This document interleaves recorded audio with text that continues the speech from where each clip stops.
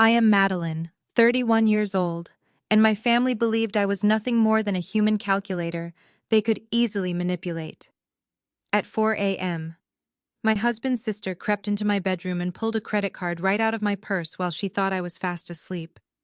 By sunrise, $25,000 would vanish into thin air.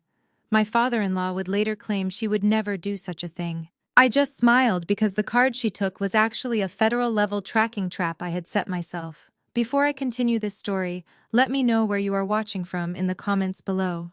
Hit like and subscribe if you have ever had to outsmart a toxic relative who believed they were untouchable. It was the second night of our winter vacation in Aspen, Colorado.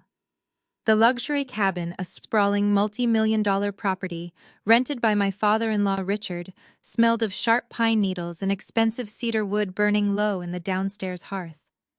Outside the massive glass windows, the temperature hovered in the single digits. Heavy snow pressed against the thick panes, muffling the howling mountain wind into a low, steady drone. Inside the guest bedroom, the underfloor heating cast a dry, relentless warmth across the space.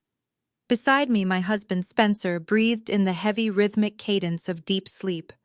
He had consumed several glasses of expensive bourbon during dinner, oblivious to the undercurrents of financial tension that had been brewing in his family for months. I lay awake, staring at the timbered ceiling.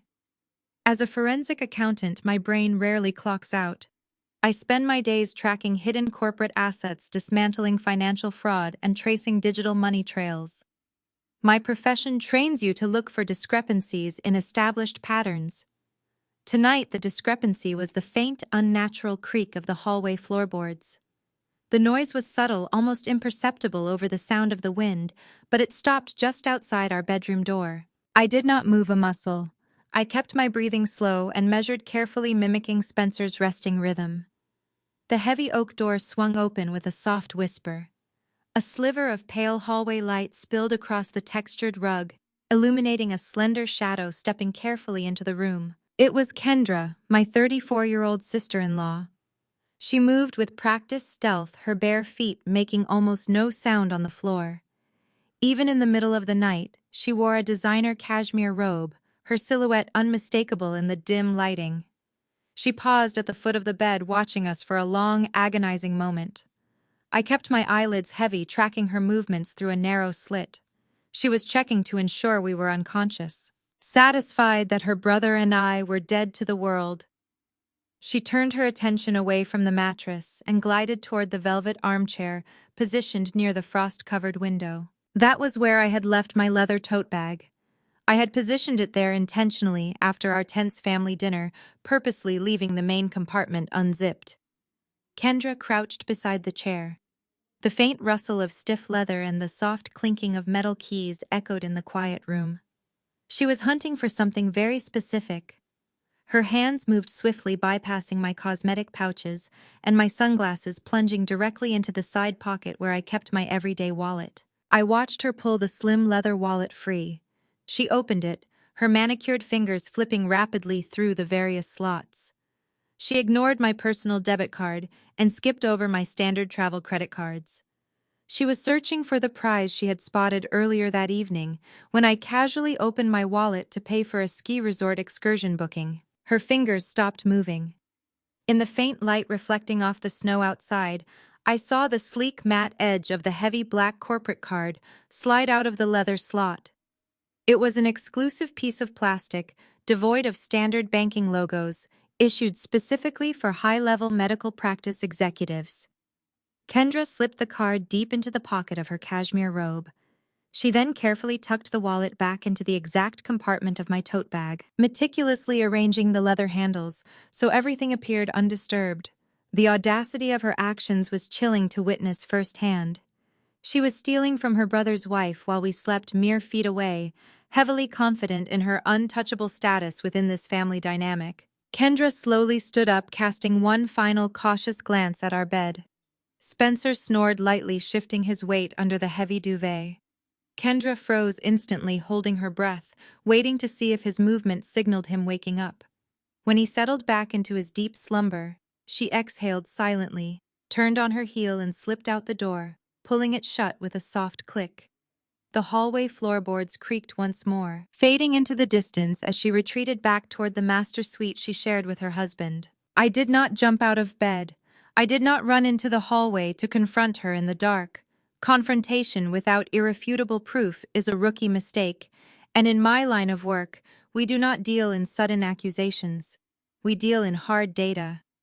I slowly sat up, pushing the heavy blankets off my shoulders. The mountain air felt crisp against my skin. I reached over to the wooden nightstand and picked up my smartphone. The screen cast a harsh blue glow across the darkened room, illuminating Spencer's sleeping face. He had spent his entire life defending his sister, making endless excuses for her impulsive behavior and aggressive spending habits. Tomorrow, when I announced the card was missing, I knew exactly how he would react. He would defend her without hesitation. That was the predictable variable in this equation. The unpredictable variable, to them at least, was my preparation. I bypassed my regular messaging applications and opened a secure encrypted banking portal. This portal was not tied to my personal finances. It was a direct link to the corporate account associated with the stolen black card. I entered my biometric credentials and navigated straight to the live transaction monitoring dashboard. The screen displayed a sterile, empty ledger. The balance was fully intact. I propped my pillows up against the headboard, pulled my knees to my chest, and stared at the glowing digital ledger. The system was designed to flag unauthorized transactions, instantly capturing vendor details, purchase amounts, and the digital footprint of the device making the purchase. I took a slow, deliberate breath, steadying my pulse in the quiet room. The trap was armed, the bait had been taken, and I sat in the dark waiting for the first notification to strike. The digital silence broke at exactly 14 minutes past 4. A soft chime vibrated against my palm, accompanied by a stark white banner sliding across the top of my phone screen. The initial charge registered from an international airline carrier. My eyes scanned the fresh data populating the secure ledger. 2 round-trip first-class tickets to Paris had just cleared the authorization gateway. The transaction totaled $9,500. I did not gasp or scramble out of bed. My thumbs simply navigated to the detailed receipt view. The system provided far more than a mere dollar amount. It captured the exact billing address, entered the specific routing digits, and the device footprint. I pressed the side buttons on my device, capturing a high-resolution screenshot of the raw data. I dragged the image into a specialized folder synced to an off-site server. This was the discipline of my profession. A thief leaves a trail, and a smart investigator paves that trail in concrete before the culprit realizes they are being tracked. Financial crimes always follow a psychological pattern driven by entitlement and a false sense of invincibility. 20 minutes passed. The wind outside continued its relentless assault against the cabin walls, rattling the heavy window frames. Spencer shifted his weight under the duvet, oblivious to the felony occurring down the hall. A second alert pulsed through the device. This time, the merchant ID indicated an exclusive hospitality group known for operating elite suites across Europe. The pending authorization hit $8,200. The location listed was a 5-star hotel situated near the Louvre. The arrogance on display was staggering. My sister-in-law was not stealing out of desperation or financial hardship. She was funding a fantasy lifestyle on what she believed was my dime. I cataloged the second screenshot, organizing it sequentially in the cloud vault by timestamp and authorization code. The pace accelerated as the hour crept past 5. A string of e-commerce charges flooded the dashboard in rapid succession. The notifications stacked up like falling dominoes. $3,000 at a renowned French jewelry retailer. $4,000 logged through an Italian designer boutique known for custom leather goods. The screen glowed with escalating numbers, painting a vivid portrait of unhinged greed. I watched the running total update in real time at the bottom of the application. The figures climbed steadily. 15,000, 19,000, 22,000. My focus remained locked on the metadata. Every transaction included a device identifier. Despite her attempts to mask her browsing activity behind a virtual private network, the corporate card heightened security protocols pierced right through the superficial encryption. the firewall logged the originating ping. It routed directly from the local wireless router installed downstairs in the cabin, pinging off a mobile device registered under her exact model and carrier. She had not even bothered to switch to cellular data. Her hubris was a forensic goldmine. I documented every single IP address bounce, matching the timestamps of the purchases to the exact minutes she spent awake in the master suite. The room temperature dropped slightly as the central heating system cycled off. I pulled the heavy wool blanket over my shoulders, keeping my hands free to manage the incoming data flow. Another alert materialized. $1,200 for exclusive VIP museum tours and private transportation services. The audacity was impressive. She operated under the assumption that I rarely checked my accounts during vacations, relying on the predictable habits of regular consumers. She expected the charges to blend into the background noise of my travel expenses, perhaps hoping to dispute them later or convince me that my data had been compromised by a random hacker. She failed to understand the nature of the specific plastic rectangle she had slipped into her cashmere pocket. The card possessed a localized geofencing feature. It recorded proximity. The transactions were executing mere yards away from my current location. I initiated a secondary program on my device, a network packet sniffer I used for corporate audits. The tool quietly scanned the local network traffic coursing through the cabin. I observed the data packets flying back and forth from her smartphone to the payment gateways. The digital evidence was insurmountable. I isolated the MAC address of her phone, taking another screenshot to pair with the banking logs. My cloud vault expanded into a comprehensive dossier of grand larceny. The final charge hit the ledger, just as the pitch-black sky outside began to soften into a bruised charcoal gray. It was a boutique luggage retailer billing exactly $1,100 for expedited shipping to her home address in Chicago. I watched the final sum calculate on the master ledger. $25,000 flat. A nice even number to end a nocturnal shopping spree. The precision of the total suggested she had a specific mental budget in mind, a limit she believed she could exploit without triggering an automatic account freeze. She was unaware the card had a much higher ceiling.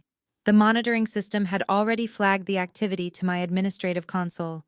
I had manually overridden the automated freeze protocol, allowing the transactions to process specifically to gather this exact mountain of evidence. I finalized the evidence collection.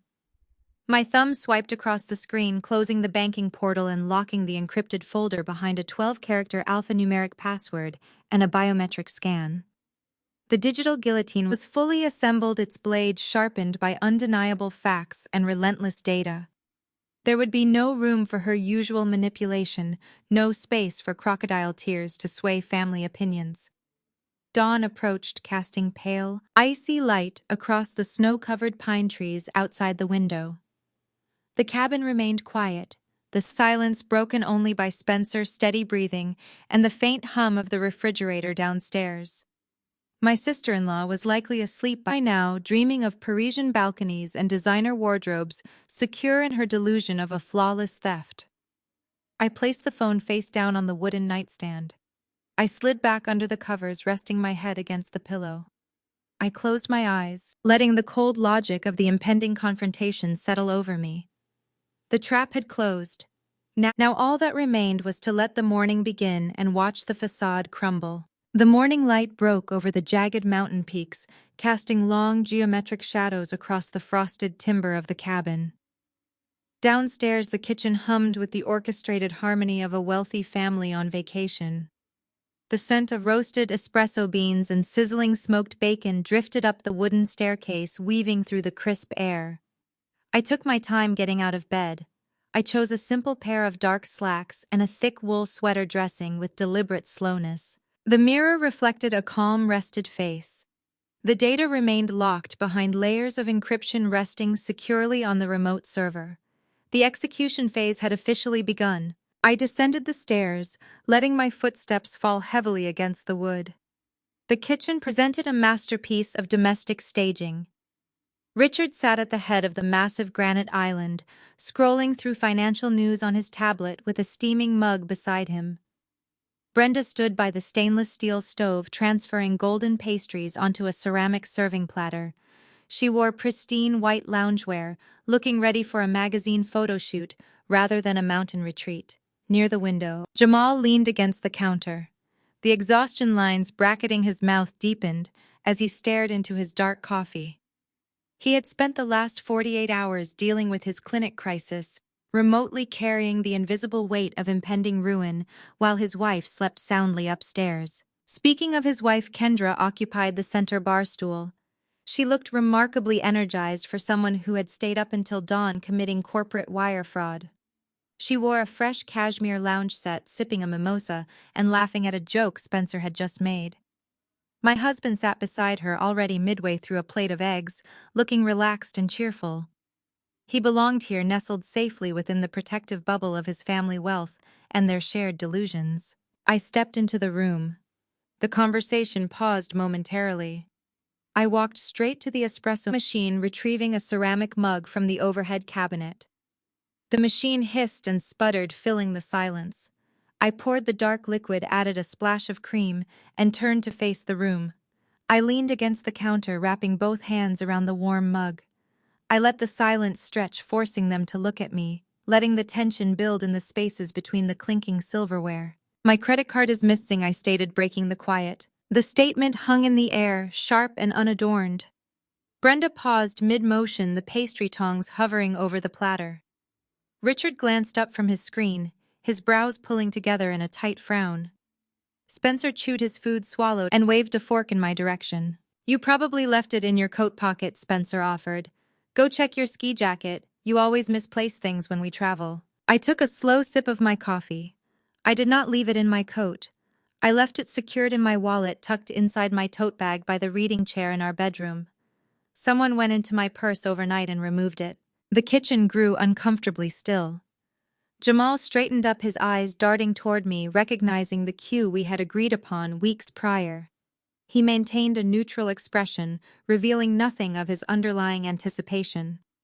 Kendra scoffed, swirling the orange juice in her crystal glass. "Are you accusing one of us of stealing your plastic?" Kendra asked, her tone oozing aristocratic disdain. "We are trapped in a snowstorm. The doors are locked. Who do you think took it, the mountain bears?" "It was not a random theft," I replied. "The card was used. Exactly $25,000 was drained from the account between 4 and 5 this morning." The figure hit the room like a physical blow. $25,000. Richard dropped his tablet onto the granite counter with a sharp clatter. Brenda gasped, pressing a hand to her chest. Spencer pushed his plate away, his relaxed demeanor vanishing, replaced by sudden defensive agitation. "That is insane," Spencer argued. "You are overreacting. The bank probably flagged a fraudulent charge from some hacker overseas. Call the fraud department and cancel it. Stop standing there acting like we harbor criminals." I kept my gaze fixed on Kendra. Overseas hackers do not buy first-class tickets to Paris and ship designer luggage to a residential address in Chicago. The charges were localized. The authorization pinged from this exact router. Kendra slammed her glass onto the counter. The crystal rang sharply against the stone. She stood up, pulling the cashmere tight around her waist, transforming instantly into the victim. Her performance was masterful, honed by decades of practice, avoiding accountability. She tilted her chin up, her eyes wide with manufactured outrage. She adjusted the collar of her robe, the very fabric bought with Jamal's exhausted labor, and positioned herself near her father to anchor her defense. "I cannot believe you would stand in our family kitchen and insult us like this," she declared, letting a strategic tear gather in the corner of her eye. "You bring your paranoid, calculating mindset on our family vacation and try to poison the atmosphere. We invited you here. My father paid for this cabin to foster family unity, and you repay his generosity by insinuating his own daughter is a common thief." Brenda rushed to Kendra's side, wrapping a comforting arm around her shoulders. She shot me a venomous look, her maternal instincts weaponized against the outsider. My mother-in-law had always viewed my presence as a transactional inconvenience, and this accusation provided the convenient excuse to launch an offensive. "How dare you, Madeline?" Brenda scolded. "Kendra would never stoop to such behavior. She has exquisite taste and her own resources. You are simply jealous of her lifestyle and trying to create drama to steal the spotlight. Your career makes you see shadows where none exist." "I am disgusted." Kendra continued, emboldened by her mother's support. I come down here to enjoy a peaceful morning with my family, and I have to listen to these unhinged delusions. If you cannot manage your finances or keep track of your cheap leather bags, do not project your incompetence onto us. Spencer stood up, stepping between me and his sister, forming a physical barrier. He glared at me, his loyalty entirely consumed by his sister's theatrical distress. He had spent his entire life running interference for her bad decisions, and this morning would follow the exact same pattern. You need to stop talking right now, Spencer demanded. You are upsetting my sister and ruining the trip. Go upstairs, call your bank, and figure out what actual mistake you made. Apologize to Kendra before you cause any more damage. I remained leaning against the counter. I drank my coffee, savoring the bitter roast. The trap had sprung, the denials were logged, and the stage was set. Richard stood up from the granite island. The wooden stool scraped against the floorboards. He marched toward the center of the kitchen, inserting his large frame into the escalating dispute. His face hardened into a mask of patriarchal authority, the skin around his eyes tightening with barely concealed fury. He pointed a thick finger in my direction, establishing his dominance over the space. He declared that no daughter of his would ever resort to petty thievery. He framed my accusation not just as an insult to his child, but as a direct assault on the family name itself. He demanded to know why I insisted on bringing baseless workplace paranoia into his vacation home. He mocked my salary, contrasting my earned income with their generational wealth to undermine my credibility. The arrogance radiating from him fueled my focus. He was digging a deeper trench for his eventual downfall.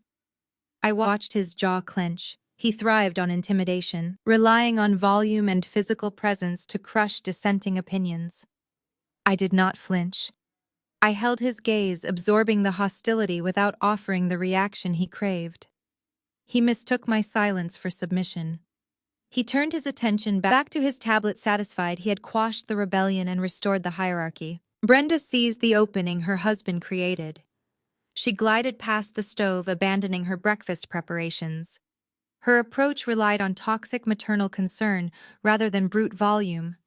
She reached out, attempting to place a manicured hand on my arm. I stepped back, avoiding her touch. She sighed, shaking her head with an exaggerated display of pity. She adopted a soft, patronizing tone that masked the venom in her words. She suggested my grueling hours at the accounting firm had finally fractured my grip on reality. She reminded the room of the late nights I spent poring over financial records, implying the constant exposure to corporate fraud had warped my perception of normal human behavior. Brenda continued weaving her web of deceit. She suggested that the high altitude was affecting my cognitive functions. She offered to brew me a calming herbal tea, treating me like a hysterical patient rather than an accusing victim. She systematically dismantled my professional reputation in front of the family, insisting that numbers and spreadsheets had blinded me to the nuances of human decency. She praised Kendra's gentle soul, fabricating stories of her daughter's recent charitable donations to build a shield of unearned virtue. She spun a masterclass narrative of mental exhaustion. She painted me as a brittle, overworked woman projecting professional anxieties onto innocent loved ones. Kendra nodded along with this fiction. She dabbed at her dry eyes, playing the wounded target of my supposed breakdown. Brenda urged me to seek professional psychiatric help upon our return to the city. The gaslighting was meticulous and coordinated. They worked in tandem, constructing an alternative reality where my competence was flawed and their integrity remained spotless. I cataloged every word, every subtle shift in their posture. Their coordinated defense mechanism fascinated me. They instinctively protected the core of their dysfunction, shielding the source of the rot by attacking the messenger. Jamal remained silent near the window. He watched the performance with a dark, unreadable expression, his hands jammed deep into his pockets. He knew the truth of their nature, and he waited for the trap to spring. Spencer could not endure the friction. His entire identity depended on maintaining a seamless equilibrium with his parents. The conflict fractured his fragile comfort zone. He grabbed my elbow, his grip tight and urgent, and pulled me away from the kitchen counter. He dragged me toward the adjacent mudroom, desperate to pull us out of earshot. The heavy wooden door clicked shut behind us, severing the warmth of the hearth. The mudroom smelled of melting snow and damp wool. He backed me against the row of hanging winter coats.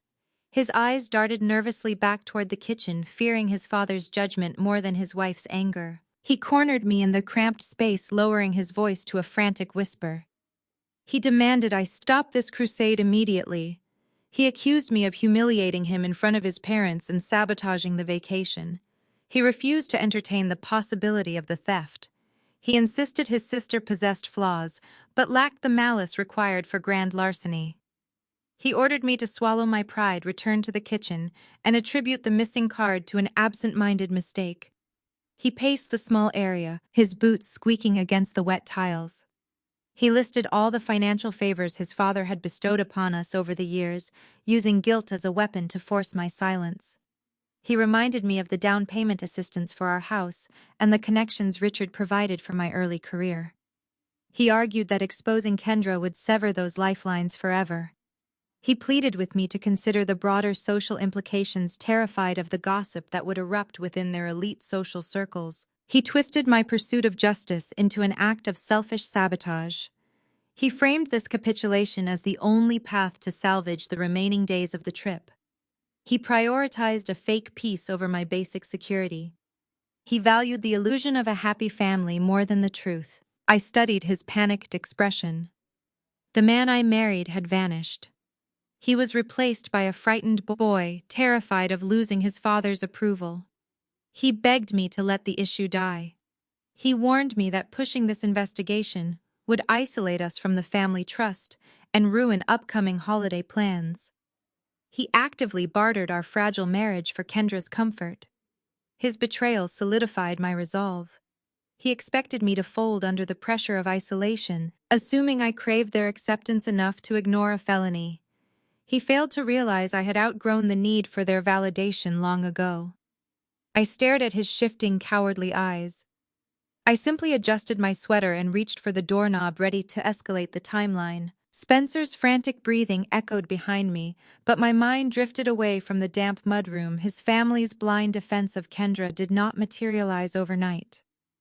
It was the culmination of a deep-seated hostility, carefully cultivated since the day Spencer introduced me to them. They had spent years laying the groundwork for this exact confrontation, constructing an impenetrable wall of elitism. I was never a part of their inner circle. I was merely a tolerated guest, a commoner granted temporary access to their gilded world. The hostility always peaked around their massive mahogany dining table during Sunday suppers. Richard and Brenda orchestrated those weekly gatherings to showcase their social supremacy.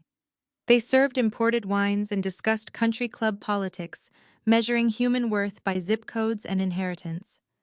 My profession constantly disrupted their curated elegance. Whenever someone asked about my day, the room would tense. I track stolen assets and dismantle corporate fraud networks. I follow the money. Richard despised my line of work. He viewed wealth as a private fortress, a domain requiring protection from prying eyes. During one memorable Thanksgiving, Richard swirled his Cabernet and declared my career an invasive pursuit. He labeled me a glorified calculator to the amusement of his elite friends. He argued that digging through ledgers to expose financial secrets lacked class. In his mind, respectable people did not rummage through the monetary affairs of others. Brenda echoed his sentiments, adding her own layer of condescension. She suggested my job was suitable for someone lacking creative vision or social grace. They framed forensic accounting as blue-collar snooping, an occupation entirely beneath the dignity of their lineage. Their wealth insulated them from consequences, fostering a belief that accountability was a burden reserved for the lower classes. They viewed my dedication to facts and figures as a tedious obsession. To them, the truth was flexible, an abstract concept easily bent by a well-placed bribe or a powerful connection. My adherence to objective reality threatened their foundation of smoke and mirrors. Kendra absorbed this parental disdain and amplified it. She transformed their snobbery into active, relentless mockery. She targeted the most visible manifestation of our differences. My wardrobe became her favorite subject of ridicule. I dress for utility and endurance. My closet consists of tailored blazers, sensible flats, and neutral slacks designed for 12-hour days in windowless conference rooms. My clothing serves a specific function. Kendra viewed my practical attire as a personal insult to her aesthetic standards. She treated every family gathering as a runway to flaunt her latest acquisitions. She draped herself in limited edition silks and carried handbags worth more than a standard vehicle. She made a sport of loudly appraising my outfits. She would reach across the dinner table to inspect the fabric of my sleeve, feigning concern, before suggesting the name of a personal stylist who could fix my drab appearance. She masked her insults as helpful advice, weaponizing fashion to assert dominance. She needed the room to acknowledge her superior taste. She required constant validation of her elevated status. The irony of her arrogance provided a fascinating case study in psychological projection. Kendra projected an image of boundless affluence, yet she produced nothing. She generated zero income. Her existence depended on the financial output of the men in her life. First, her father provided for her, then her husband took over. She sneered at my career, but my independent wealth triggered a deep, unacknowledged envy within her. I possessed the one thing she lacked. I held autonomy. I did not need to beg for a credit limit increase or manipulate a spouse to fund my lifestyle. I earned my capital through grueling audits and late-night analysis. This dynamic birthed a twisted superiority complex.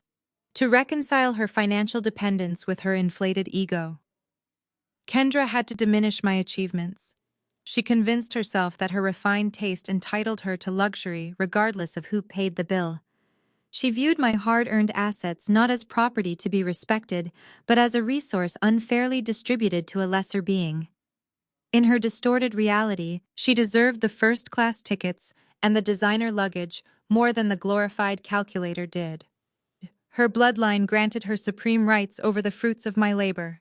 This toxic entitlement laid the direct psychological framework for the events of the past few hours. Stealing from me was not a desperate act of survival. It was an assertion of dominance. She believed she could reach into my bag, extract $25,000, and face zero repercussions. She expected her parents to shield her. She expected my husband to silence me. The theft was the ultimate manifestation of their disdain. They had spent years conditioning Spencer to prioritize their comfort over my dignity.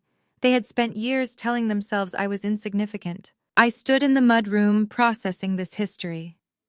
The puzzle pieces locked together with a satisfying precision. The insults, dinners, and condescending glances formed a straight line leading to the theft of that black corporate card. They mistook my previous silence for weakness. I had endured their mockery because it provided valuable intelligence. It revealed their blind spots and their arrogant assumptions. They underestimated the very skills they ridiculed. The glorified calculator had mapped their behavioral patterns long before they realized a game was being played. I gripped the brass knob, feeling the cold metal bite into my palm. Spencer placed a frantic hand on my shoulder, making one final pathetic plea for submission. His weak voice trembled with the familiar fear of his father's impending wrath, begging me to conform. He promised we could address the financial loss later, away from his parents' watchful eyes, if I just played along for now. I stared at his shifting, cowardly eyes. I shook him off with a sharp, decisive movement. I pushed the heavy door open, stepping out of the shadows and marching back into the hostile light of the kitchen. As I re-entered the room and caught Jamal's steady, dark gaze across the granite counter, my thoughts drifted from my own immediate battle to the quiet, agonizing war he had been fighting behind closed doors. Jamal was 35 years old, an orthopedic surgeon whose professional life was defined by the relentless, crushing gravity of the operating room. While the rest of the family treated luxury as a birthright and casual leisure as a permanent state of being, Jamal understood the literal, tangible value of every single drop of sweat. He routinely pulled 70-hour workweeks, trading sleep, holidays, and basic personal well-being for the sterile, high-pressure lights of the surgical ward. His hands, steady enough to reconstruct shattered bone and repair torn tendons, bore the perpetual aching stiffness of absolute exhaustion. He was a man built on raw discipline, empirical science, and undeniable accountability, entirely mismatched with a family that operated exclusively on unearned entitlement and fabricated illusion. The tragic irony of his domestic life lay in the vast, unbridgeable chasm between his grueling dedication and Kendra's rampant, bottomless spending habits. While Jamal stood on his feet for 12 hours straight, performing high-risk joint replacements and trauma surgeries, Kendra browsed digital storefronts from her velvet cushions, purchasing high-end handbags, designer footwear, and unnecessary luxury items without a second thought. She viewed his hard-earned income not as a finite resource secured through immense physical and mental toil, but as an endless self-replenishing well supplied entirely by his medical license. Whenever he tried to address the mounting credit card statements or question the exorbitant monthly totals, Kendra weaponized her parents against him. She would manufacture tears, accuse him of being ungenerous and cold, and run straight to Richard and Brenda to paint him as an oppressive, unappreciative partner who wanted to trap her in poverty. The ultimate breaking point in their fractured household arrived just weeks before the Aspen trip, triggered by an alarming discovery that shattered whatever lingering faith Jamal had left in his marriage. Late one evening, sitting alone at his home office desk, long after his wife and children had gone to sleep, Jamal logged into his primary financial portal to review their long-term investment portfolios. His primary focus was the college savings accounts he had meticulously established the day each of his children drew their first breath. These funds represented 18 years of careful accumulation, untouched reserves, dedicated entirely to securing his kids' future university education. As the account summary loaded on his monitor, his breath caught sharply in his throat. The digital balance displayed a hollow, terrifying fraction of what should have been sitting safely in the vault. Tens of thousands of dollars had been systematically siphoned out of the children's futures. The withdrawals did not appear as random fraudulent charges executed by external hackers or unknown cybercriminals. They traced back directly to a series of structured wire transfers directed into private auxiliary accounts bearing Kendra's name and managed through obscure offshore digital wallets. The money meant for his children's university tuitions had been systematically liquidated to pay off mounting luxury boutique debts, exclusive club memberships, and personal credit lines taken out to maintain an unsustainable social image. Shock quickly gave way to a cold, calcifying fury. Jamal realized with sickening clarity that his wife was not merely financially reckless. She was actively consuming their children's security to feed her pathological need for superficial status. That night marked the structural death of their marriage. The tension between them grew suffocating, transforming their shared home into a silent combat zone where every interaction was loaded with suspicion, hostility, and bitter resentment. Kendra sensed the sudden shift in his demeanor and doubled down on her defensive hostility, demanding more funds while offering zero pretense of affection or partnership.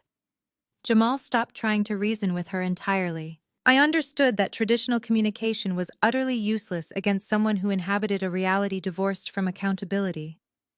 He realized he needed professional help to untangle the complex financial web she had spun behind his back. He needed someone who spoke the fluent language of ledgers and forensic trails, someone entirely immune to the emotional manipulation that kept his family trapped in cycles of enablement. Within that toxic family ecosystem, Jamal stood alone as the sole in-law who possessed the absolute clarity to see right through the impenetrable facade of perfection engineered by Richard and Brenda. While Spencer had been successfully conditioned to bow before his parents and worship his sister's superficial charm, Jamal viewed them for what they truly were, an interconnected syndicate of narcissists and enablers. He watched how Richard manipulated corporate business contracts, how Brenda gaslit anyone who dared question their authority, and how Kendra manipulated every situation to center her own desires. He recognized that Spencer was a lost cause, a spineless extension of his mother's control. That shared isolation in the face of familial toxicity was precisely what forged an unspoken alliance between Jamal and me. We were the two outsiders bound by our shared refusal to worship at the altar of their manufactured supremacy, paving the underground path toward the trap that would eventually bring them all crashing down. That underground path was paved exactly 8 weeks before our collision in the mountains. The foundation was laid on a damp Tuesday evening in late October. The corporate district had emptied out, leaving my firm cloaked in the quiet hum of central heating and the distant wail of city sirens. My corner office overlooked a grid of wet asphalt reflecting streetlights. I sat alone at my desk, organizing digital case files long after the administrative staff had logged off and gone home. I prefer the solitude of after-hours work. The silence allows the numbers to speak without the distraction of ringing phones. The heavy glass doors near the reception area clicked open. A few moments later, a tall figure appeared in the doorway of my suite. Jamal stood there wearing a tailored charcoal overcoat soaked through at the shoulders from the autumn rain. He carried two massive cardboard banker boxes, balancing them precariously against his chest. His posture slumped under the physical weight, but his dark eyes carried a much heavier burden. He stepped inside without waiting for a formal invitation, lowering the heavy containers onto my polished mahogany conference table with a dull thud. He removed his wet coat and draped it over the back of a leather chair. The fluorescent lights overhead highlighted the deep circles under his eyes and the gray fatigue shadowing his skin. He looked like a man standing on the edge of a precipice, staring down into an abyss he could not comprehend. We exchanged a brief knowing glance. No polite greetings were necessary. He knew I valued efficiency, and I knew a surgeon working 70-hour shifts did not visit an accounting firm at 9 at night for casual socialization. Jamal gestured toward the cardboard containers. He explained that those boxes held the raw financial history of his private medical clinic spanning the past 24 months. He ran an independent surgical center, a lucrative practice generated entirely by his specialized skill set. Patient volume remained at maximum capacity. Insurance payouts cleared on schedule. Revenue generation hit record highs every single quarter. Yet the clinic faced a mysterious aggressive cash flow hemorrhage. Vendor accounts flagged late payments. Operating reserves dwindled. Liquid capital vanished into a maze of disjointed ledgers. He suspected a sophisticated internal leak, an elaborate financial bleed, draining his lifeblood from the inside out. He simply could not pinpoint the source. He pulled up a chair and leaned his elbows on the table, burying his face in his hands. He described late nights spent poring over digital spreadsheets and printed invoices, trying to match expenditures with actual clinic operations. Every time he thought he found a pattern, the data shifted, obscured by layers of complex routing numbers and vague supplier names. He suspected someone inside his administration was funneling the revenue, but the execution was too clinical, too clean for a basic skimming operation. He needed someone who could dismantle the deception line by line. He looked up, his gaze locking onto mine. He stated clearly that he needed a shadow audit. This investigation required maximum discretion. It had to remain entirely off the books, invisible to his internal administrative staff, and crucially hidden from the family. He understood the precarious dynamic we navigated daily. Bringing this suspicion to Richard or Brenda would trigger an immediate defensive wall. Mentioning it to Spencer would guarantee the information traveled straight back to Kendra. We both recognized the danger of premature exposure. If the culprit caught wind of an impending investigation, they would destroy the remaining digital trails and erase the physical evidence before we could secure it. Jamal chose me because I operated outside their sphere of influence. He respected the analytical detachment I brought to my profession. He knew I did not bow to Richard's intimidation tactics or bend to Brenda's emotional manipulations. He required an investigator immune to the family's distorted reality, a professional who pursued data regardless of where the damage landed.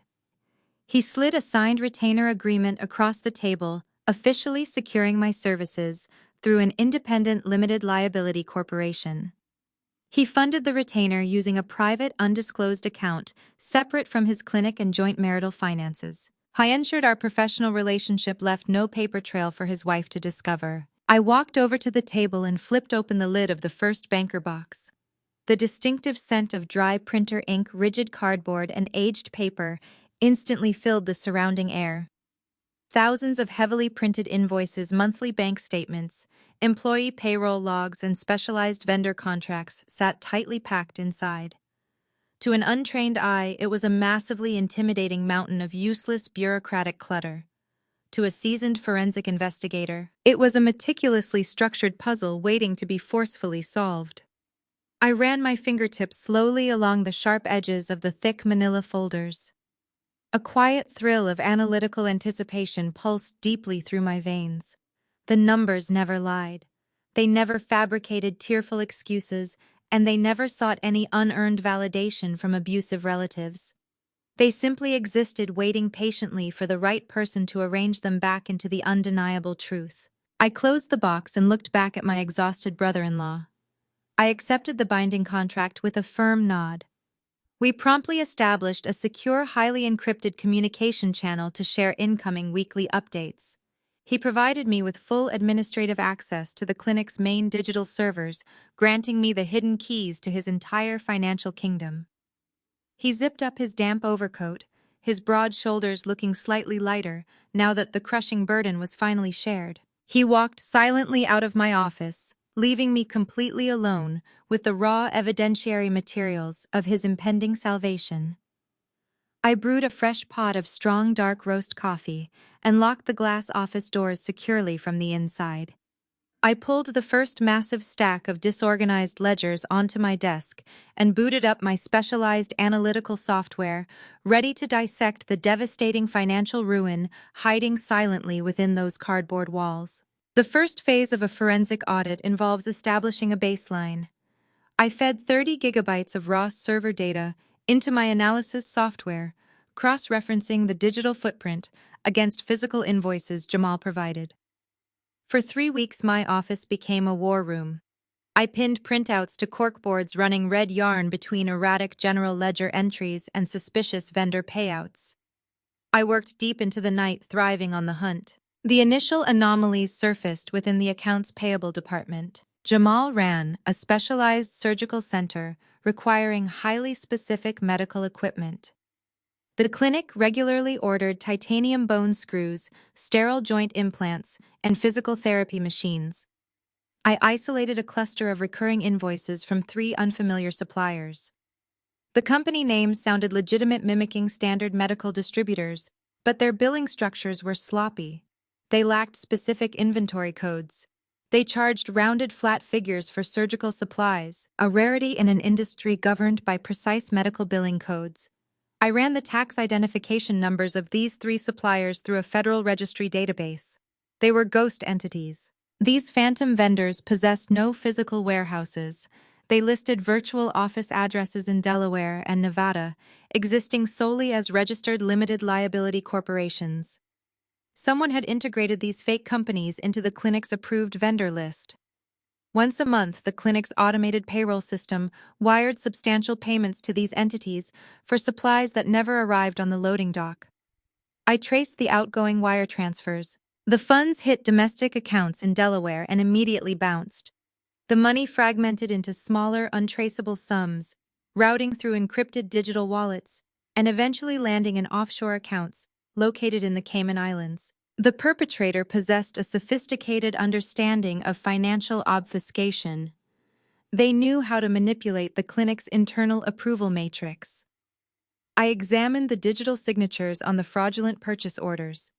The electronic approval stamps belonged to Jamal, but the timestamps told a different story. The approvals executed during hours when Jamal was logged into the surgical bay, performing complex operations. He could not physically authorize payments while holding a scalpel. Someone with high-level administrative access had cloned his digital signature credential. The forensic trail narrowed. I shifted my focus from the clinic's outbound cash flow to the resulting off-book capital. I needed to establish motive and map the destination. I cross-referenced the dates of the fraudulent wire transfers against the personal financial records Jamal had provided from his home life. A distinct, undeniable rhythm emerged. The data painted a vivid portrait of a chronic shopping addiction funded by stolen capital.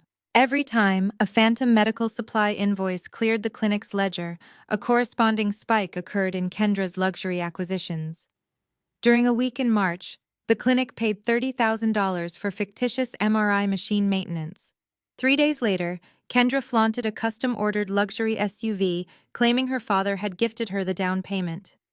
In August, $40,000 vanished into the offshore accounts under the guise of an emergency surgical equipment upgrade. That same weekend, Kendra booked a lavish yacht charter for her friends in Miami, boasting about a sudden stock market windfall. The stolen money fueled her hunger for status. She was bleeding her husband's practice dry, siphoning the lifeblood of his grueling labor to maintain an illusion of boundless wealth among her elite social circle. The betrayal was staggering in its cold calculation. She watched her husband work himself into the ground, returning home exhausted and broken, while she systematically dismantled the foundation of his career. She used his own clinic as a personal automated teller machine. The financial mapping proved her guilt beyond my own professional doubt. I had the motive, I had the timeline, I had the exact method. However, securing a criminal conviction requires a higher burden of proof. I sat back in my desk chair staring at the sprawling diagram of corporate theft illuminating my monitors. The problem lay in the digital execution. Kendra had covered her tracks with surprising technical proficiency. The IP addresses used to access the clinic's servers and authorize the fake payments were meticulously masked. She utilized virtual private networks to bounce her digital footprint across servers in Eastern Europe and Asia. The offshore accounts receiving the funds did not bear her legal name or social security number. They were anonymous trusts. The evidence I had gathered was damning, but it remained entirely circumstantial. In a court of law, a skilled defense attorney would tear the audit apart. They would argue a sophisticated external hacker had breached the clinic's firewall, cloned Jamal's signature, and stolen the funds. They would claim the timing of Kendra's luxury purchases was a mere coincidence, supported by her family's history of generational wealth. Richard would undoubtedly fund a massive legal defense, dragging Jamal through years of costly litigation. A judge might suspect Kendra, but suspicion does not secure an indictment for grand larceny. Jamal would lose the clinic, and Kendra would walk away with stolen assets safely hidden offshore. We hit a legal brick wall. I could not hand this dossier to the authorities. The prosecutor would reject the case due to the lack of a smoking gun. Jamal needed a clean break. He needed total custody of his children, and a divorce decree unburdened by alimony demands. He could not afford a drawn-out public trial relying on interpreting masked IP logs and offshore shell companies. He needed an unassailable offense. He needed his wife caught in the act. I gathered the printed invoices and locked them inside the heavy metal filing cabinet beside my desk. The digital analysis had reached its limit. We had to pivot from passive investigation to active entrapment. We needed to drag Kendra out from behind her protective firewalls and force her to commit a verifiable crime in the physical world. I stared at the blinking cursor on my screen, formulating the parameters of a financial snare. The trap required an irresistible target, something that appealed directly to her arrogance and greed. It had to be a mechanism that captured undeniable proof of identity, location, and intent simultaneously. I reached for my phone to schedule our next clandestine meeting. The audit was over. The sting operation had to begin. 2 days later, Jamal sat across from my mahogany desk, the heavy silence of the after-hours office pressing in on us. I presented the shadow audit results. I guided him through the complex network of offshore routing and masked digital footprints. I watched his face tighten as the implications settled over him. The theft was massive, but the execution was cowardly and cloaked in layers of sophisticated anonymity. A competent defense lawyer would shred this circumstantial evidence. They would blame anonymous hackers. They would claim Kendra was merely the victim of identity theft. Jamal rubbed his temples. His surgical exhaustion warred with the fresh betrayal of his marriage. He leaned forward, his voice dropping to a low, hard rasp. A drawn-out legal battle was simply not an option. He refused to subject his young children to years of toxic courtroom warfare. He needed a clean, immediate severing of ties. More importantly, he required absolute leverage to secure full custody and protect his clinic from ruinous alimony demands. Richard and Brenda would undoubtedly deploy their vast financial resources to drag the divorce through the mud. They would paint Jamal as an absentee, neglectful husband who drove their precious daughter to despair. To defeat their inevitable smear campaign, mere suspicion was worthless. He needed an unassailable offense. He needed his wife caught with her hands inside the vault illuminated by a harsh spotlight she could never extinguish. I closed the case file and pushed the heavy cardboard boxes aside. Traditional surveillance methods carried too much risk. Hiring a private investigator to trail her daily routine would likely trigger her deep-seated paranoia. Installing clandestine keyloggers on her personal devices violated stringent wiretapping statutes, rendering the gathered data entirely inadmissible in a family court proceeding. We had to force her to bring the crime directly to us. We needed to orchestrate a scenario where her overwhelming greed overpowered her operational security. I proposed abandoning passive observation in favor of an active, highly controlled financial honeypot. We would construct a digital snare disguised as an irresistible prize tailored specifically to exploit her pathological spending habits and her unchecked sense of entitlement. I walked over to my secure filing cabinet, unlocking the reinforced bottom drawer. I retrieved a sleek, matte black piece of plastic and placed it squarely onto the polished wood between us. It was a specialized corporate credit card, one reserved exclusively for top-tier medical executives managing million-dollar procurement accounts. It lacked standard banking logos or recognizable consumer branding. To the untrained eye, it screamed limitless corporate expense account. To a shopping addict accustomed to draining finite personal savings, it represented the ultimate glittering prize. I detailed the underlying technological architecture of the card to Jamal. This was not a standard consumer credit line subject to typical banking delays. It integrated directly into his clinic's highest-tier security monitoring system. The financial institution issuing the card employed defense-grade fraud prevention software. The exact moment an unauthorized transaction processed the system bypassed standard commercial protocols. It executed an immediate, federal-level trace on the originating Internet Protocol address.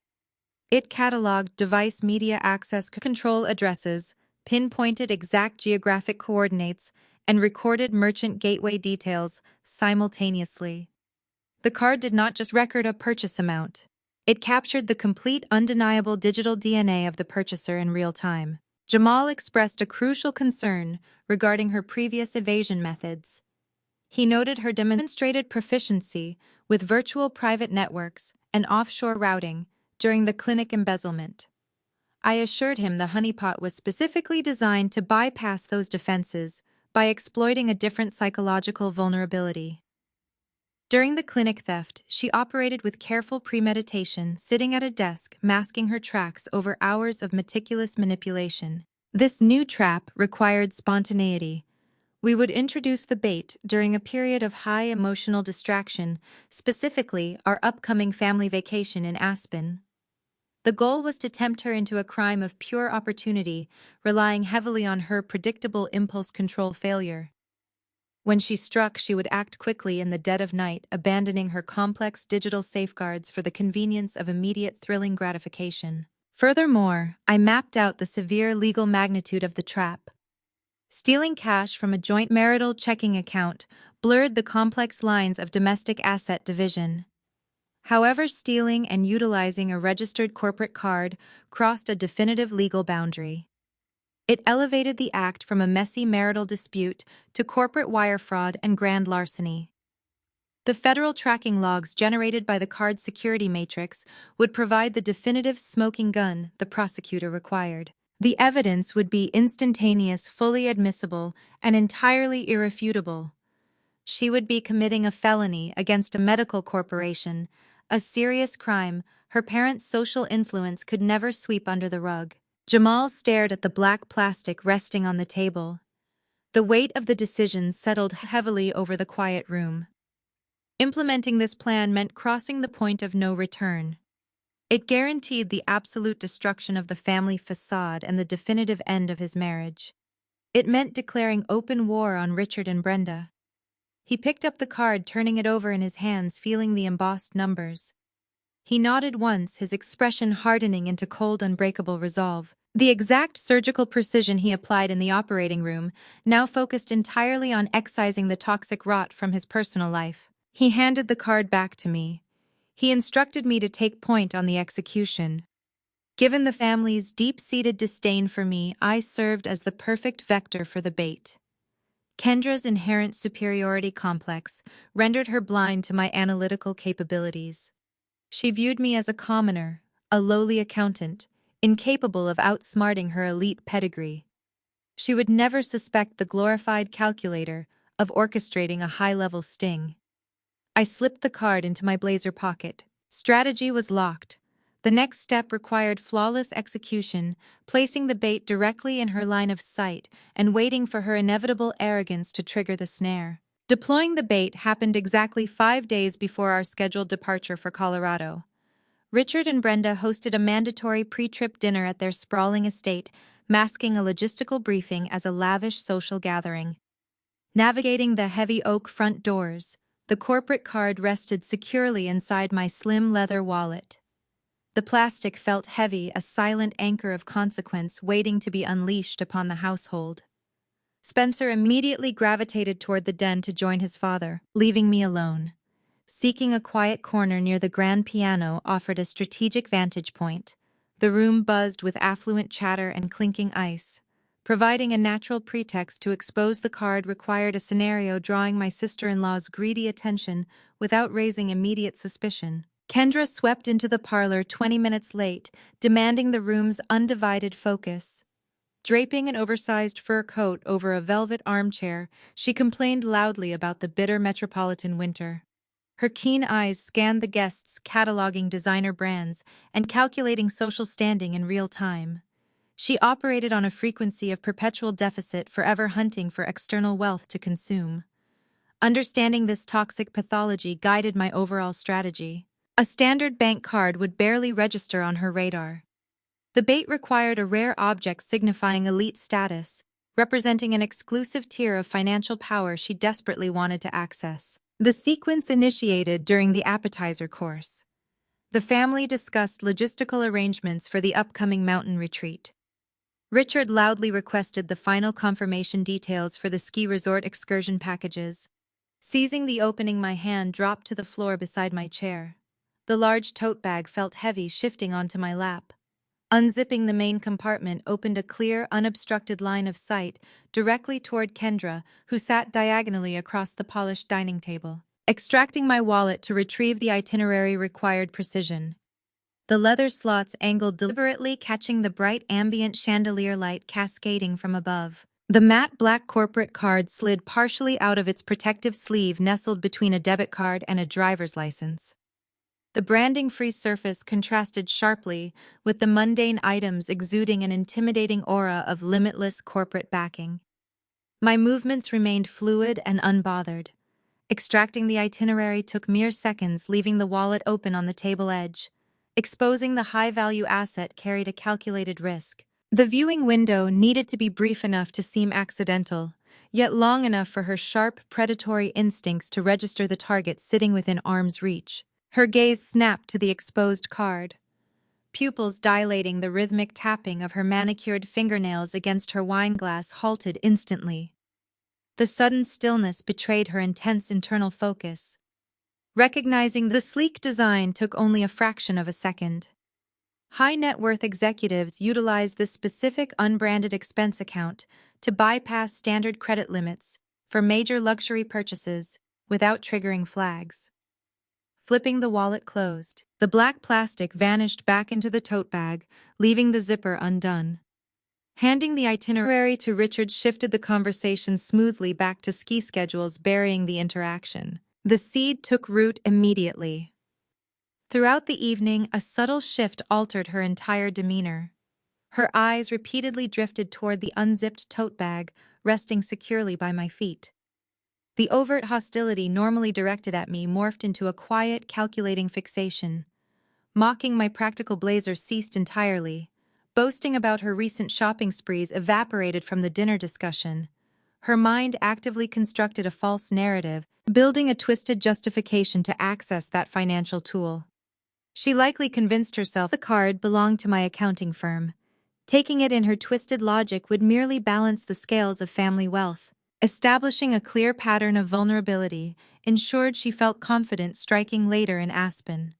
Excusing myself to visit the washroom provided the initial testing ground. The tote bag remained draped over my dining chair. Walking down the hall allowed her a small, controlled window of opportunity. Stealing the card with the family present remained highly unlikely due to maximum exposure. Testing her boundary pushing drove this specific maneuver. Returning to the table, the orientation of my bag revealed a slight shift. The leather strap hung at a different angle. She had indeed tested the waters, proving her opportunistic intent. Jamal sat at the far end of the table, tracking the silent interplay with surgical precision. He noted my intentional carelessness and her predatory fixation, maintaining his exhausted facade seamlessly intact. His silent cooperation formed the rigid backbone of the operation. The honeypot relied on strict isolation. Suspecting collusion between the surgeon and the accountant would instantly collapse the snare, sending her into hiding. Exchanging no glances, as the dinner concluded, kept the dangerous alliance buried. We operated as independent contractors, executing our respective roles in the dark, while the family remained blissfully unaware. The gathering dispersed as the night wore on. Spencer gathered our heavy coats, eager to retreat home. Slinging the tote bag over my shoulder, the unzipped compartment gaped slightly. Kendra watched the departure from the foyer, her expression holding a dangerous mix of anticipation and arrogant superiority. Believing she had identified a glaring weakness fueled her dangerous confidence. She viewed the perceived carelessness as an open invitation, failing to comprehend the meticulous architecture of the financial snare rapidly closing around her. The bait was set deep inside her mind. The psychological groundwork concluded seamlessly, providing the motive, highlighting the target, and establishing a vulnerability pattern, primed the trap for execution. The matte black card burned like a beacon in her mind, a promise of unchecked indulgence waiting to be claimed. The isolation of the snowbound cabin would strip away her remaining inhibitions. High-altitude flowing alcohol and the protective shield of her parents would create the optimal environment for grand larceny. Stepping into the freezing autumn air, the crisp wind rushed past my face. The pieces moved exactly as predicted. The board was set. She functioned as a predictable variable, trapped inside a meticulously engineered formula, triggering the inevitable collapse of her manufactured empire. The echo of the mudroom door closing behind me signaled my re-entry into the kitchen battlefield. Richard stood by the island, his face flushed with indignation. Brenda hovered near her daughter. I set my ceramic mug on the granite counter. The sharp clink drew every eye in the room. I bypassed their previous insults and focused on the logistics of the rental property. I pointed out the sophisticated security array installed throughout the luxury cabin. The property manager had specifically highlighted the high-definition lenses, monitoring the interior corridors during our arrival tour. One specific camera sat discreetly above the grand staircase. Its wide-angle field of view covered the exact route from the master suite to the guest hallway. I proposed a straightforward resolution to the dispute. We merely needed to access the digital footage from the past 12 hours. The video log would verify if anyone had traversed that specific path during the early morning hours. It offered an objective method to clear Kendra of any wrongdoing and settle the matter immediately. The suggestion hit the room like a seismic shock. Kendra physically recoiled. Her manicured fingers gripped the edge of the bar stool so tightly her knuckles turned white. Her breath hitched, catching sharply in her throat. The manufactured outrage that fueled her earlier performance evaporated, replaced by genuine visceral panic.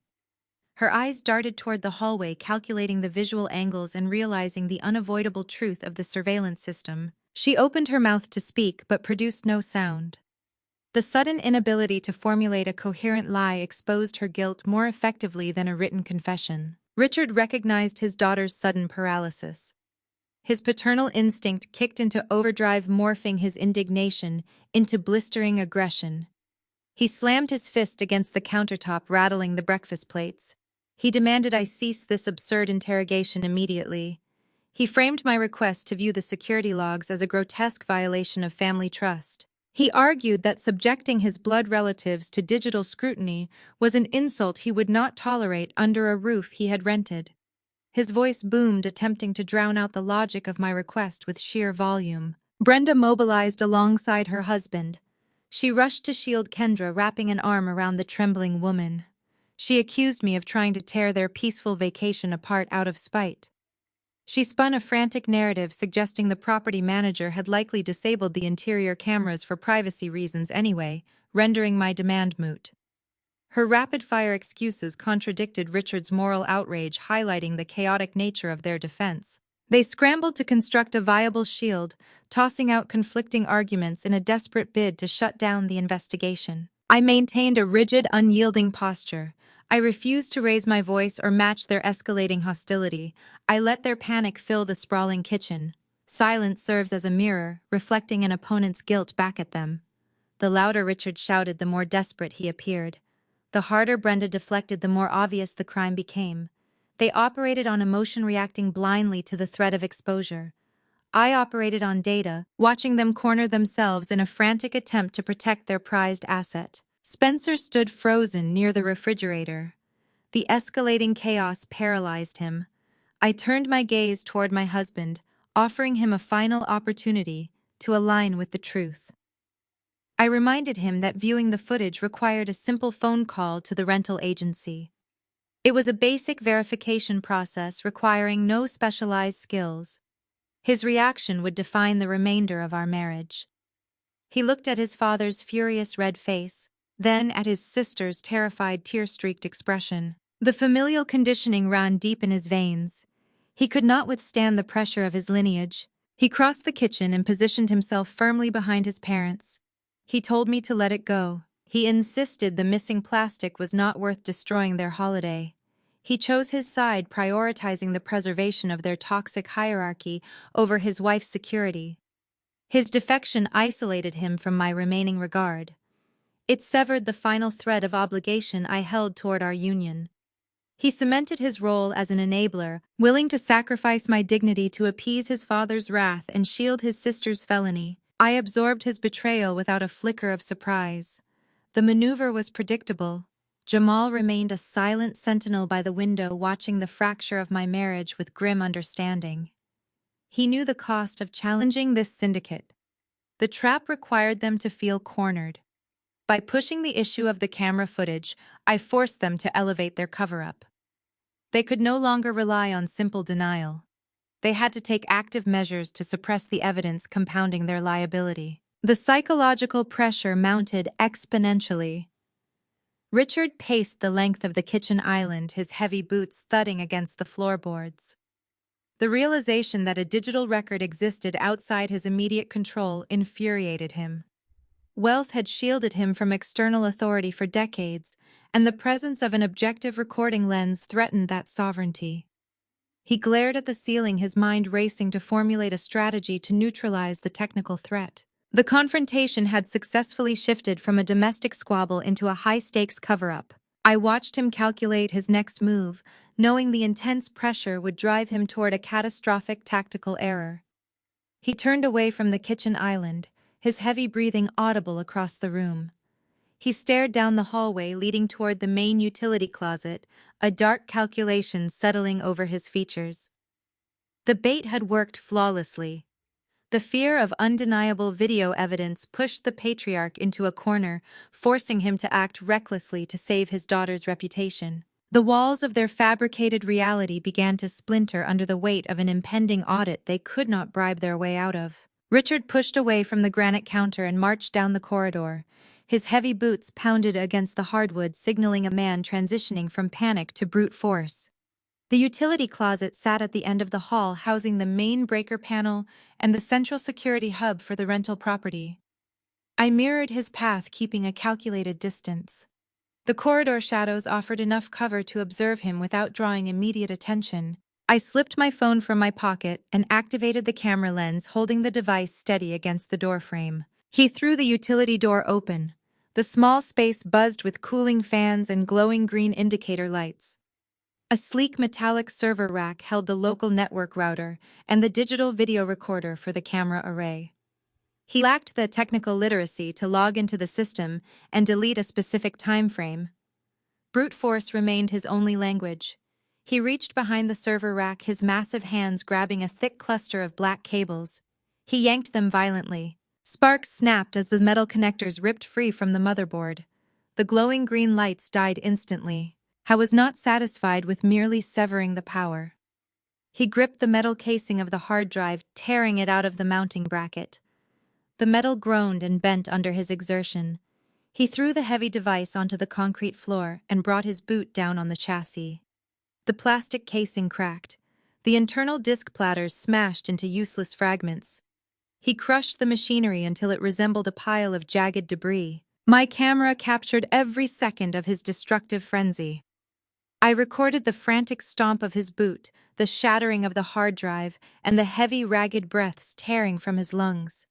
He believed he was erasing the only witness to his daughter's crime. Instead, he manufactured a secondary felony. Tampering with an active security matrix in a rented property constituted severe destruction of property.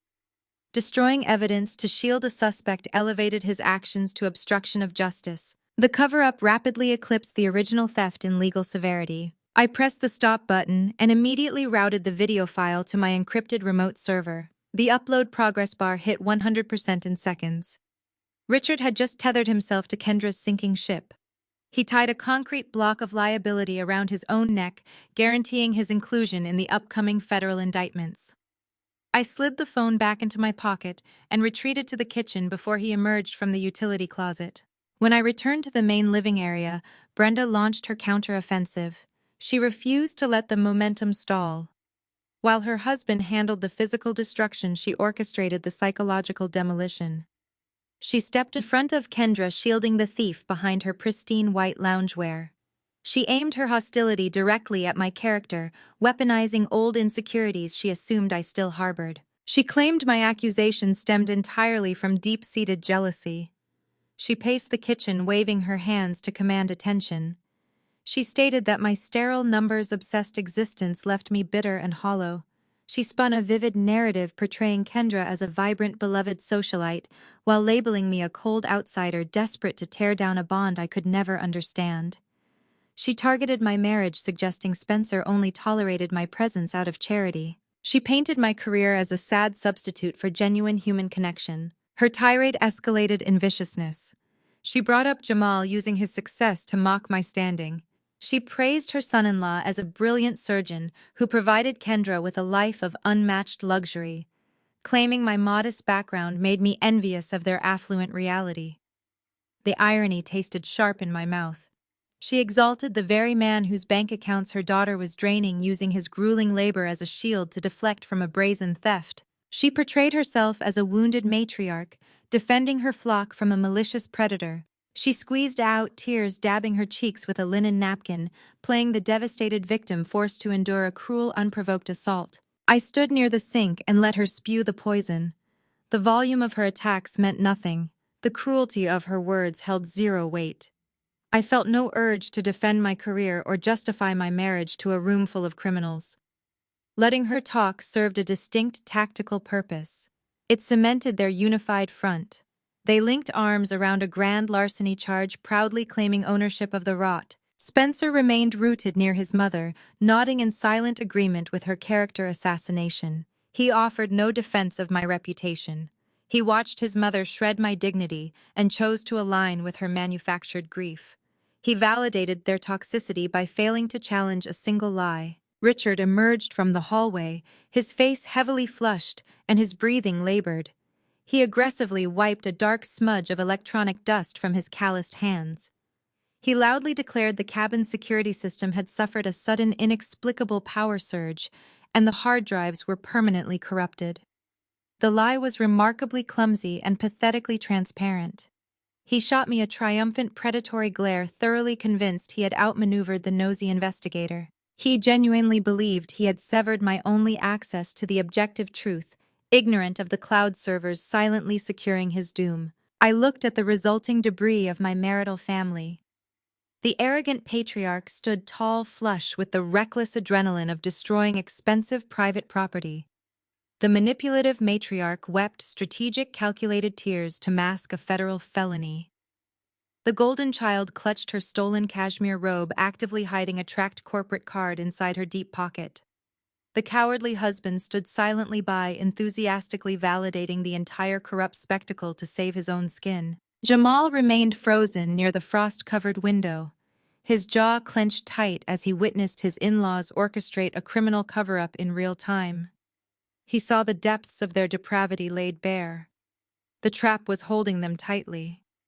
I only needed to let the tension build until it snapped. The heavy silence in the kitchen shattered when Spencer lunged forward. He grabbed my forearm, his fingers digging uncomfortably into the thick wool of my sweater. He hauled me away from the granite island, steering me aggressively toward the adjacent den. He needed to extract me from the immediate vicinity of his parents, seeking a secluded environment to enforce his will.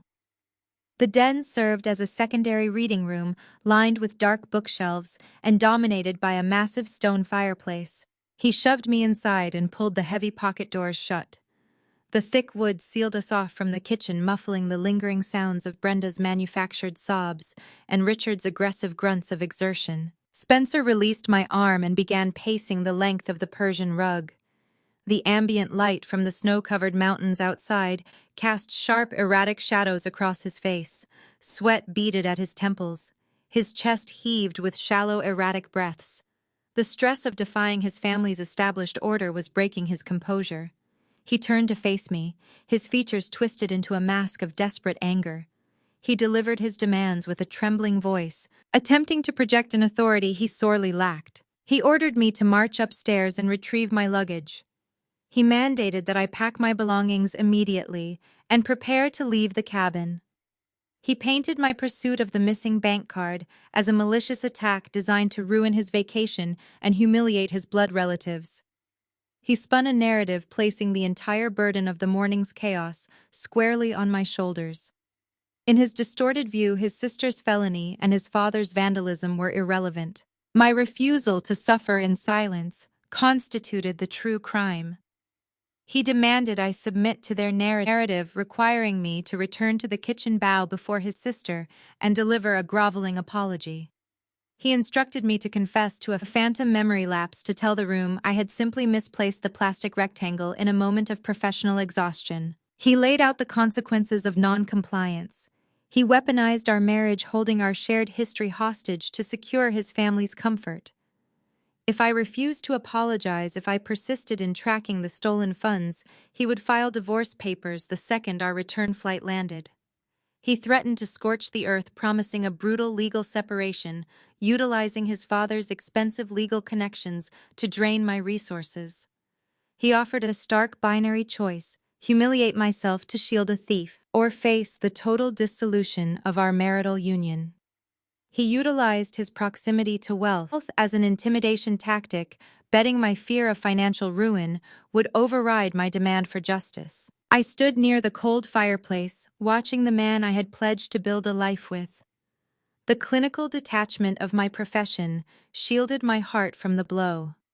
A forensic audit applies to human behavior just as effectively as corporate ledgers.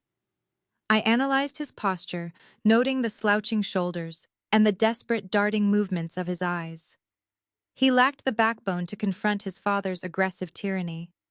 He lacked the moral fortitude to condemn his sister's blatant thievery. He sought the path of least resistance, and that path required my subjugation.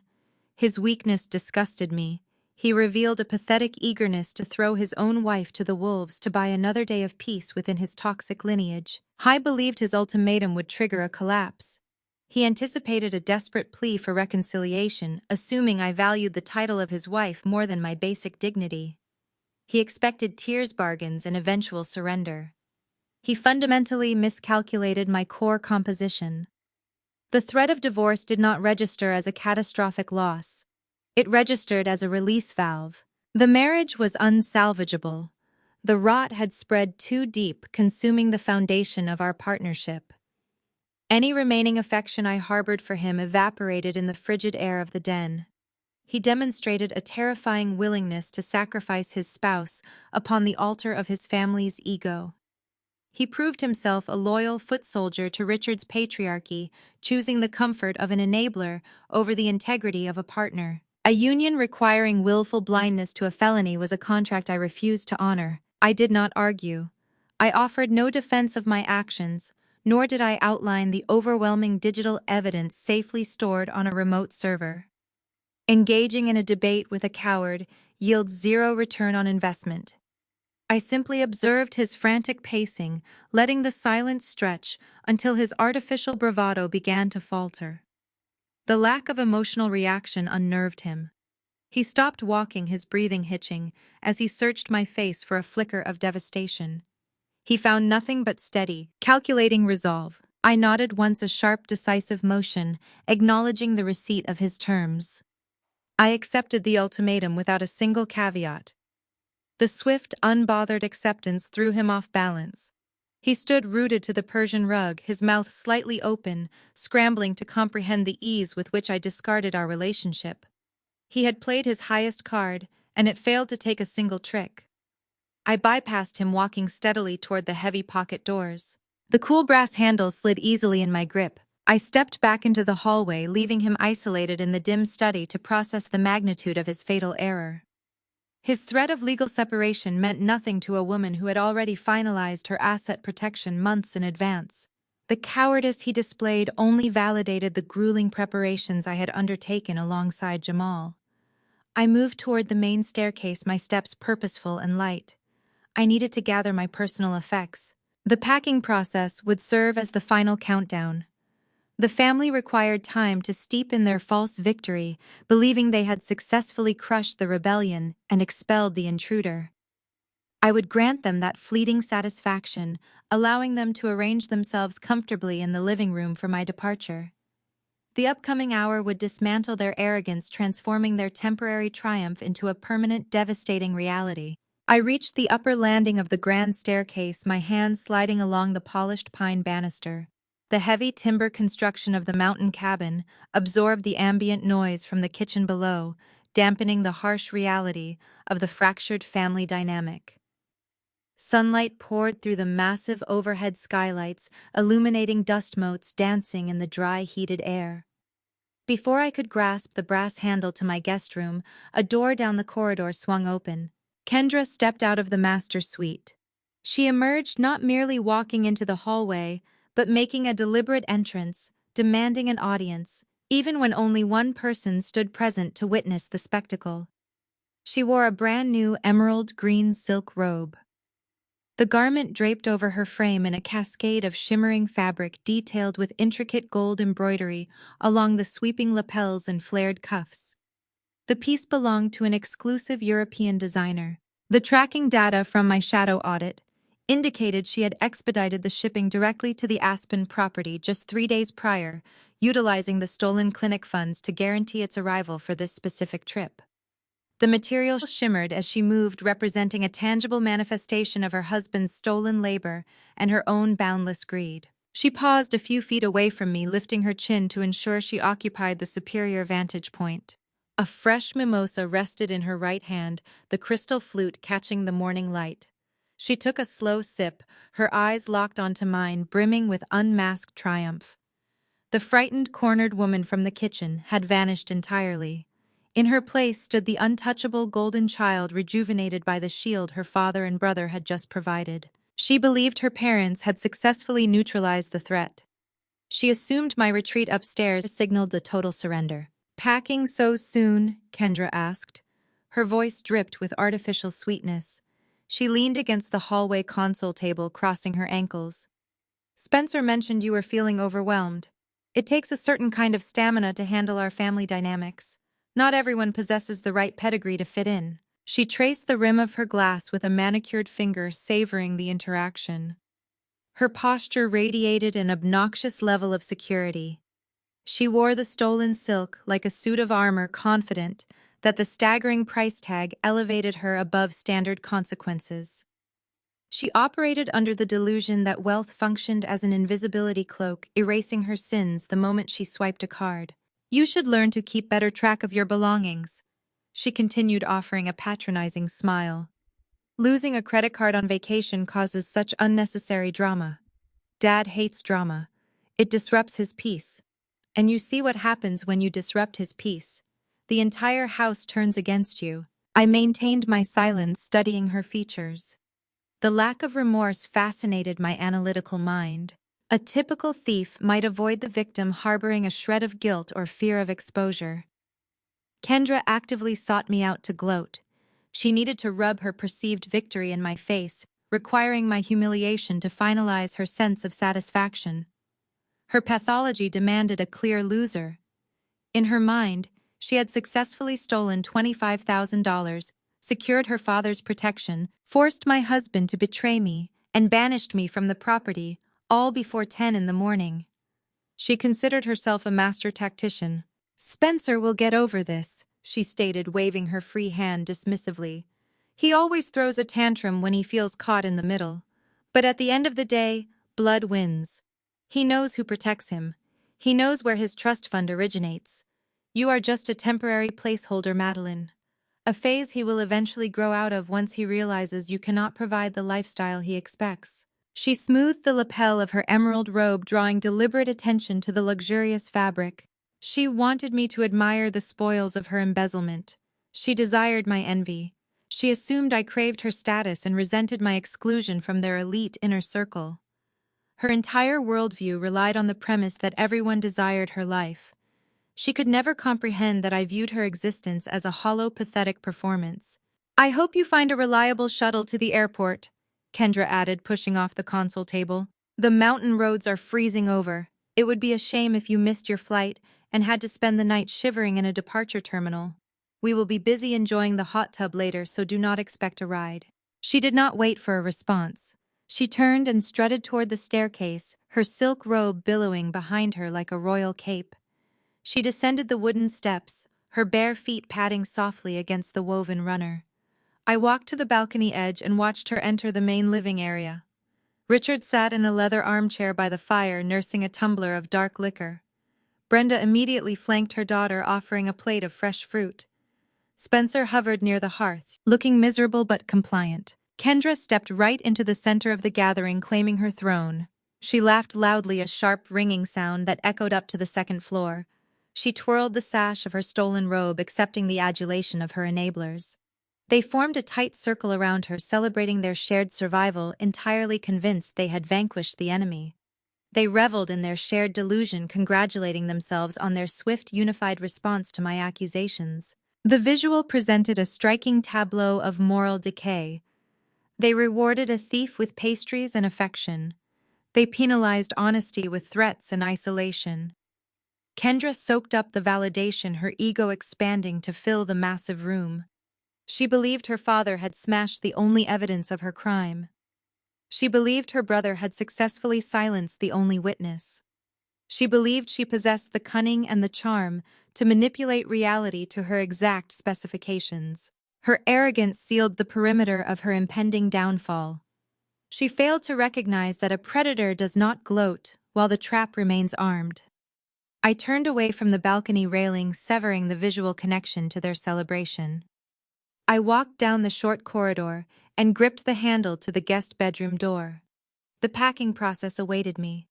Every folded garment and zipped compartment would serve as a ticking metronome, counting down the final minutes of her reign. She parroted downstairs in stolen silk, blissfully unaware that the fabric was merely dressing her for the execution block.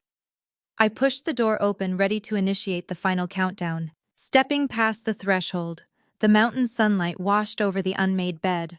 I retrieved my hardshell suitcase from the closet, laying it flat across the mattress. The cold, logical nature of forensic accounting governed my mind, leaving no room for sorrow. I folded my wool sweaters, aligning the seams with geometric precision. I secured my toiletry bag into the waterproof compartment. I slid my laptop into the reinforced front pocket. Entering the machine housing the encrypted evidence vault remained shielded from physical impact. Every movement felt sterile and calculated, mirroring the systematic dismantling of a fraudulent corporation. Spencer left his personal effects scattered across the room. His shaving kit cluttered the bathroom vanity.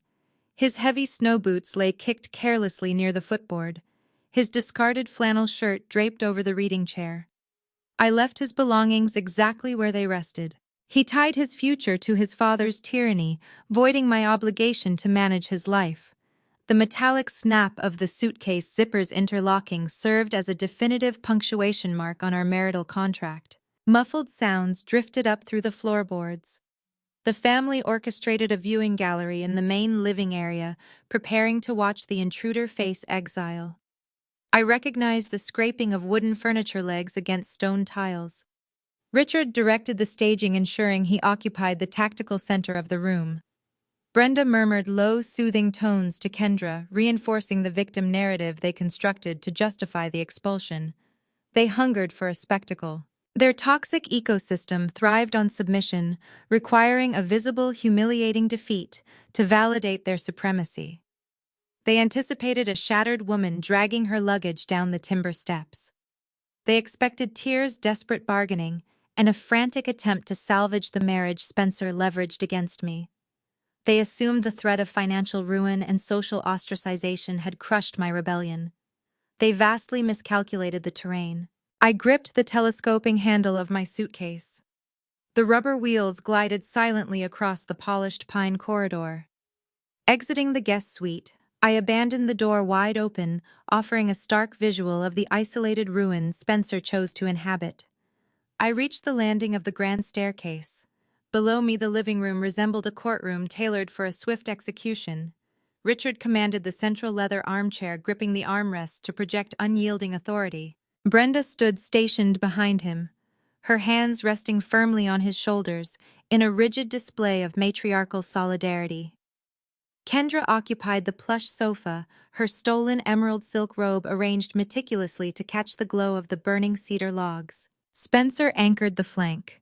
He positioned himself alongside his sister, presenting a unified front against his own wife. He kept his gaze trained on the crackling fire, refusing to look upward as I began my descent. He physically embedded himself within the fraudulent syndicate, shielding a thief while abandoning his partner. His cowardice radiated through the room, a palpable force that finalized the death of my respect for him. The rhythmic thump of my suitcase wheels dropping onto each wooden tread served as a heavy, deliberate drumbeat. The ambient chatter in the living room died instantly. The atmosphere thickened, choking on their collective anticipation. 4 pairs of eyes tracked my downward progress. Richard adjusted his posture, his chest expanding as he prepared to deliver his final judgment. Kendra lifted her chin, her lips parting into a hungry, expectant sneer. Brenda masked her anticipation behind a practiced facade of severe maternal disappointment. I reached the ground floor, letting the wheels roll smoothly across the slate tiles.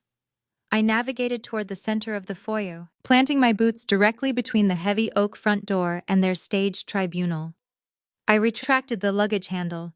The mechanism clicked sharply, a loud mechanical snap slicing through the tense quiet. The silence stretched, turning brittle and volatile. The family waited for the performance to commence. Richard expected a groveling apology directed at his golden child. Spencer finally raised his head, his pale face signaling a silent, desperate command to yield and restore the peace he craved. I offered them nothing. I maintained a rigid, upright stance.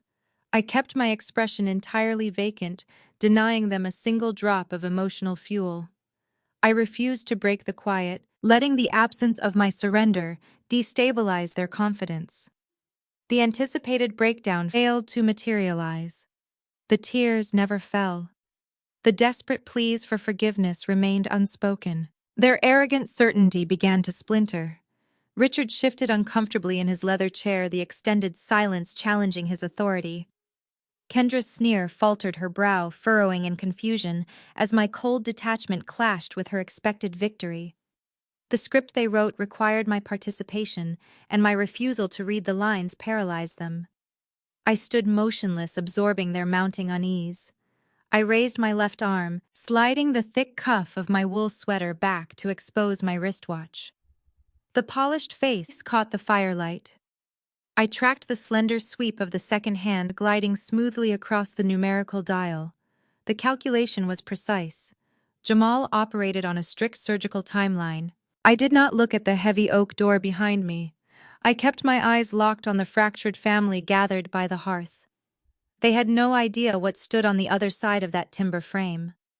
The seconds ticked away, eroding their false empire. 45 slow seconds. 30 long seconds. Spencer opened his mouth, attempting to break the suffocating pressure filling the room, but his voice failed him. Exactly 15 tense seconds remained now.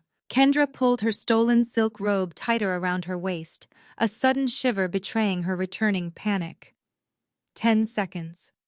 I lowered my wrist, my posture relaxing into a stance of absolute readiness. I took a slow, deep breath, savoring the final moments of their manufactured reality. The countdown hit 0. The mechanism of their destruction arrived right on schedule. The sharp electronic chime of the doorbell pierced the heavy cabin air. The sudden noise fractured the oppressive tension radiating from the living room. It rang twice loud and demanding, echoing off the vaulted timber ceilings. The family collective flinched. Richard shifted his weight in the leather armchair, his thick brow furrowing in irritation. Unscheduled visitors did not align with his rigid control over the vacation environment. He expected isolation. He anticipated dealing with my departure without external witnesses. He pushed himself up from his seat, grumbling about resort management interrupting their morning schedule. His heavy boots thudded against the slate tiles as he marched toward the entryway. Brenda watched his back, her maternal posture stiffening into a defensive stance. Spencer shrank further into the shadow of the stone fireplace, eager to avoid whatever lay on the other side of the timber frame. Kendra remained on the sofa, her grip tightening on the lapels of her green silk garment. The manufactured confidence she projected moments ago began to dissolve, replaced by a primal instinctive dread. Richard reached the heavy oak door and yanked the brass handle downward.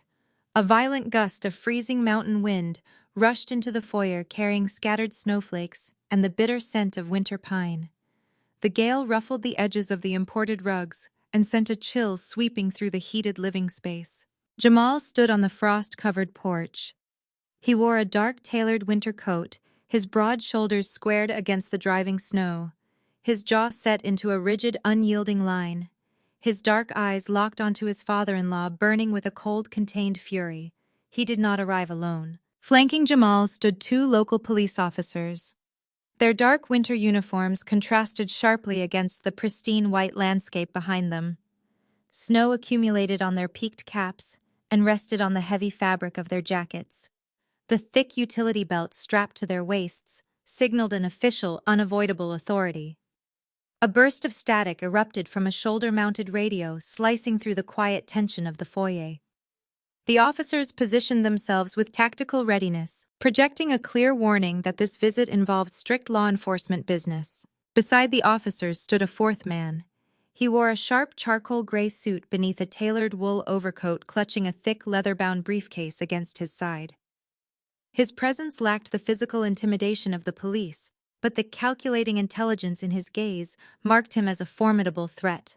He represented corporate legal power, an entity immune to Richard's social posturing. Confusion washed over Richard.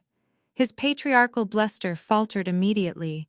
He opened his mouth, stammering a fragmented inquiry, demanding to know why his son-in-law had brought armed strangers to a private family retreat. His mind scrambled to construct a viable narrative, failing to bridge the gap between his expected morning routine and this stark legal reality. The sight of badges and briefcases short-circuited his usual defense mechanisms.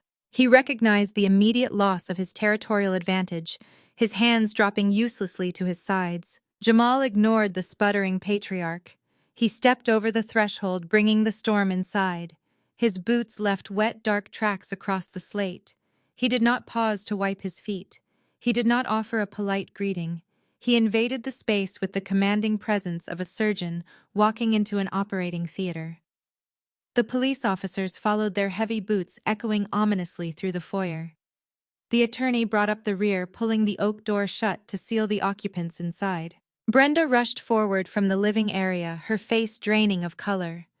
She attempted to intercept the advancing group, her hands raised in a frantic, placating gesture. She launched into a rapid-fire string of questions, trying to assert her matriarchal influence. She demanded an explanation for the intrusion, weaponizing her status as the property renter to halt their progress. Jamal bypassed her effortlessly. He did not break his stride. He treated his mother-in-law as a minor physical obstacle, forcing her to step aside to avoid a collision. His blatant disregard for her authority stripped Brenda of her remaining dignity. She gasped, spinning around to watch him march toward the center of the cabin. Her attempts to manage the narrative died in her throat, her hands falling limp against her pristine white loungewear. Spencer pressed himself flat against the stonework, his eyes wide with rising terror. The arrival of law enforcement triggered his deepest cowardly instincts.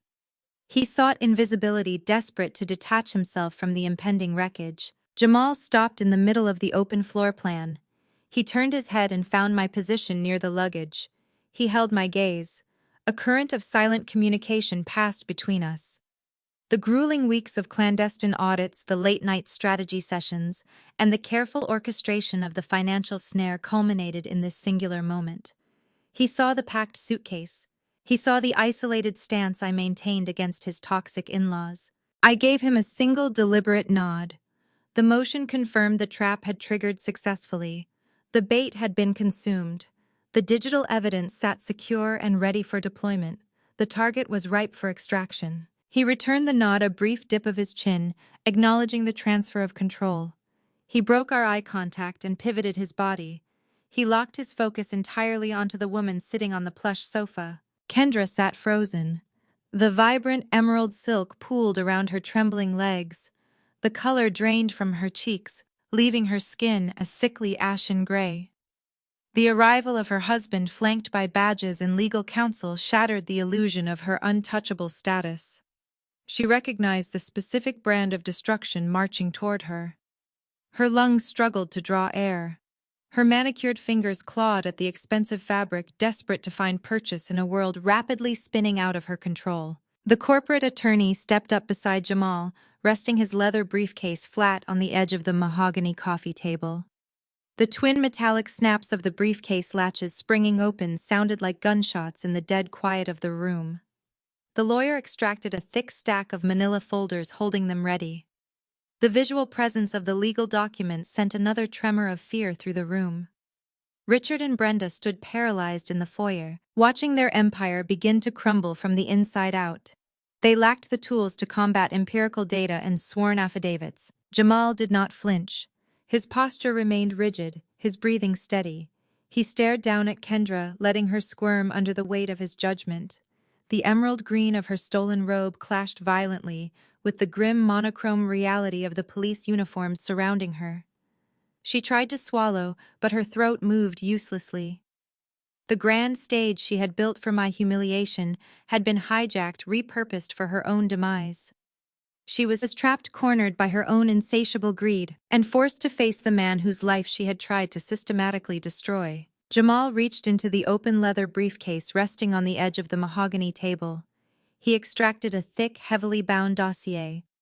The dense stack of paper represented months of suspicion culminating in a single night of undeniable proof. He raised the file chest high before bringing it down hard onto the glass surface. The sharp, violent crack echoed against the timber walls, causing Kendra to flinch. The stolen green silk slipped off her shoulder, but she made no move to adjust the fabric. Her eyes remained locked on the intimidating stack of documents separating her from her husband. He did not raise his voice. He spoke with the measured, icy cadence of a surgeon declaring a time of death. Jamal began rattling off the specific data points printed on the topmost sheet. He listed 2 first-class tickets to Paris via an international carrier. He detailed a premium suite reservation at a luxury hotel located near the Louvre. He noted $1,200 for exclusive VIP museum tours and private transportation services. He finished the list with the exact cost of expedited designer luggage shipped to their home address in Chicago. He recited the figures with brutal accuracy, watching her eyes widen as he dismantled her secret itinerary piece by piece. Jamal slid a secondary document across the glass table. It displayed a complex grid of alphanumeric codes and network routing paths. He explained the technical data to the silent room. The transactions did not originate from a random overseas hacker. The authorization requests routed directly through the cabin internet provider. He pointed a firm finger at a specific line of text on the printout. The network packet sniffer matched the exact media access control address of Kendra's personal smartphone. He read the unique device identifier aloud, forcing her to recognize her own digital fingerprint. The illicit activity commenced at precisely 15 minutes past 4 in the morning and concluded just before dawn. He paused, letting his dark gaze sweep over her trembling frame. He gestured toward the shimmering fabric draped across her knees. He identified the emerald garment as the final purchase of her nocturnal spree, expedited to the mountain property, using stolen funds. The physical proof of her crime wrapped tightly around her body, rendering any denial useless. Her arrogant posture crumbled under the weight of the empirical data. Kendra scrambled to construct a viable defense. She stammered a frantic, breathless excuse, attempting to minimize the damage. She claimed taking the plastic from the leather tote was a simple mistake, a foolish prank meant to teach a lesson about securing valuables. She promised to reimburse the entire $25,000, immediately casting a desperate glance toward her father to write a check and settle the familial dispute. She framed the incident as a petty disagreement between sisters-in-law, desperate to keep the conflict contained within the domestic sphere where her parents held all the power. Jamal shook his head slowly. He delivered the fatal blow to her fabricated reality. He clarified the true nature of the black plastic she had swiped. The card never belonged to his sister-in-law. It carried no connection to my personal finances or my accounting firm. He revealed the card was a specialized procurement tool registered directly to his private orthopedic surgical center. He explained the intricate security matrix embedded within the magnetic strip. The financial institution issuing the account utilized specialized monitoring software to prevent large-scale medical supply theft. The moment she authorized the Paris flight, the system bypassed standard consumer fraud protections. It triggered an automatic alert to a central security hub, logging her exact location and device data in real time. She had not stolen from a relative. She had robbed a licensed medical corporation. The corporate attorney stepped forward, picking up the narrative thread. He clarified the severe legal upgrade resulting from her target selection. Stealing cash from a family member might trigger a standard theft charge, often resolved through civil mediation or quiet restitution. Accessing a corporate financial instrument crossed a rigid statutory line. Her actions constituted corporate wire fraud and grand larceny. The attorney stated the monetary value elevated the crime to a felony status, carrying strict mandatory sentencing guidelines. Richard stepped forward, the color draining rapidly from his face. The patriarch realized his checkbook held zero power over a corporate felony indictment. He could not bribe a federal security system or intimidate a board of medical directors. The crime existed on official ledgers far outside his sphere of influence. His wealth and social standing offered no shield against documented wire fraud. Brenda covered her mouth, stifling a ragged gasp. Her ability to manipulate the narrative vanished instantly. She could not gaslight a network or twist the reality of a corporate fraud charge into a story of victimhood. Spencer shrank further against the stone fireplace, terrified of the legal blast radius expanding through the living room. Jamal gestured toward the two uniformed officers standing near the foyer. He explained their presence was not a mere intimidation tactic. They were not there to mediate a domestic argument or witness a family dispute. They held an active judge-approved warrant for her immediate arrest. The electronic paper trail provided sufficient probable cause for a magistrate to authorize the intervention without a moment of hesitation. Kendra stared at the thick dossier resting on the coffee table. The insurmountable mountain of evidence crushed her. The reality of her situation crystallized in the freezing air of the cabin. The honeypot had worked with devastating efficiency. She had eagerly swallowed the bait, triggering a snare that stripped away her wealth, her family protection, and her freedom in a matter of minutes. Jamal stood over her, his expression devoid of pity or hesitation. The surgical extraction of the toxic element from his life was proceeding exactly according to the design we had engineered. Jamal reached back into the open leather briefcase resting on the table. The initial shock of the $25,000 theft still paralyzed the room, but he possessed a far more devastating arsenal. He withdrew a second stack of documents, tripling the size of the first. The thick binder hit the glass coffee table, sliding to a stop inches from Kendra's trembling hands. He informed the silent audience that the night's spending spree served merely as the catalyst. The true scope of her financial betrayal spanned 24 months. He announced the staggering total sum stolen. Exactly $300,000 had vanished from his private medical clinic. He laid out the timeline, mapping the systematic drainage of his surgical center's operating reserves. He described the late nights he spent analyzing missing capital while his wife slept soundly down the hall. He did not spare her parents the technical details. Jamal unclipped the heavy binder, spreading out pages of forensic accounting across the glass surface. He pointed to the registered names of 3 specific medical supply distributors. I explained how these phantom entities existed only on paper, utilizing virtual office addresses in Nevada and Delaware to avoid physical detection by his standard administrative staff. He traced the workflow of the forged invoices, detailing the calculated deception required to bypass his administrative safeguards. He explained how his wife cloned his digital signature to approve fraudulent payments while he stood scrubbed in for complex joint replacements. He outlined the money laundering process, describing the domestic wire transfers bouncing to offshore digital wallets in the Cayman Islands. He matched the dates of the fraudulent outbound wire transfers to her inbound luxury acquisitions, building an undeniable bridge between his grueling labor and her unhinged consumption, laying bare the pathological greed driving her actions. He laid a clinic invoice for $30,000 in fictitious magnetic resonance imaging maintenance right next to the down payment receipt for her custom sport utility vehicle. He dropped a $40,000 phantom surgical equipment bill beside the booking confirmation for a lavish yacht charter in Miami. He placed a forged billing statement for physical therapy machines atop a receipt for limited edition designer jewelry. The correlation offered no room for debate. The stolen clinic funds fueled her hunger for elite status. She utilized his medical license to finance a hollow social image, actively bleeding the practice dry. Richard stared at the spreading sea of financial ruin. The patriarch's usual booming hostility vanished. A suffocating realization of his daughter's severe criminality replaced his aggressive bluster. He stared at the itemized lists, his mind failing to reconcile the empirical data with the polished image he projected to his country club associates. Brenda clutched the edge of the granite island, her manicured nails digging into the cold stone. Her earlier attempts to paint Kendra as a charitable soul fractured against the harsh reality of premeditated corporate embezzlement, exposing her defensive tactics as pathetic, ignorant, enabling.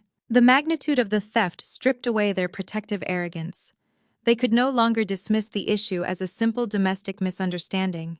They could not blame a stressed wife's shopping habit or gaslight the victims into dropping the subject. Their prized daughter stood exposed as a systematic thief who manipulated federal routing numbers to fund her wardrobe.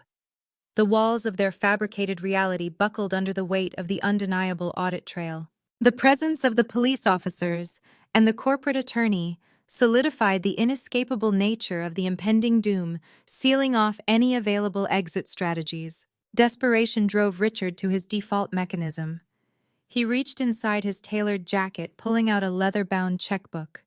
His hands shook as he uncapped a silver pen.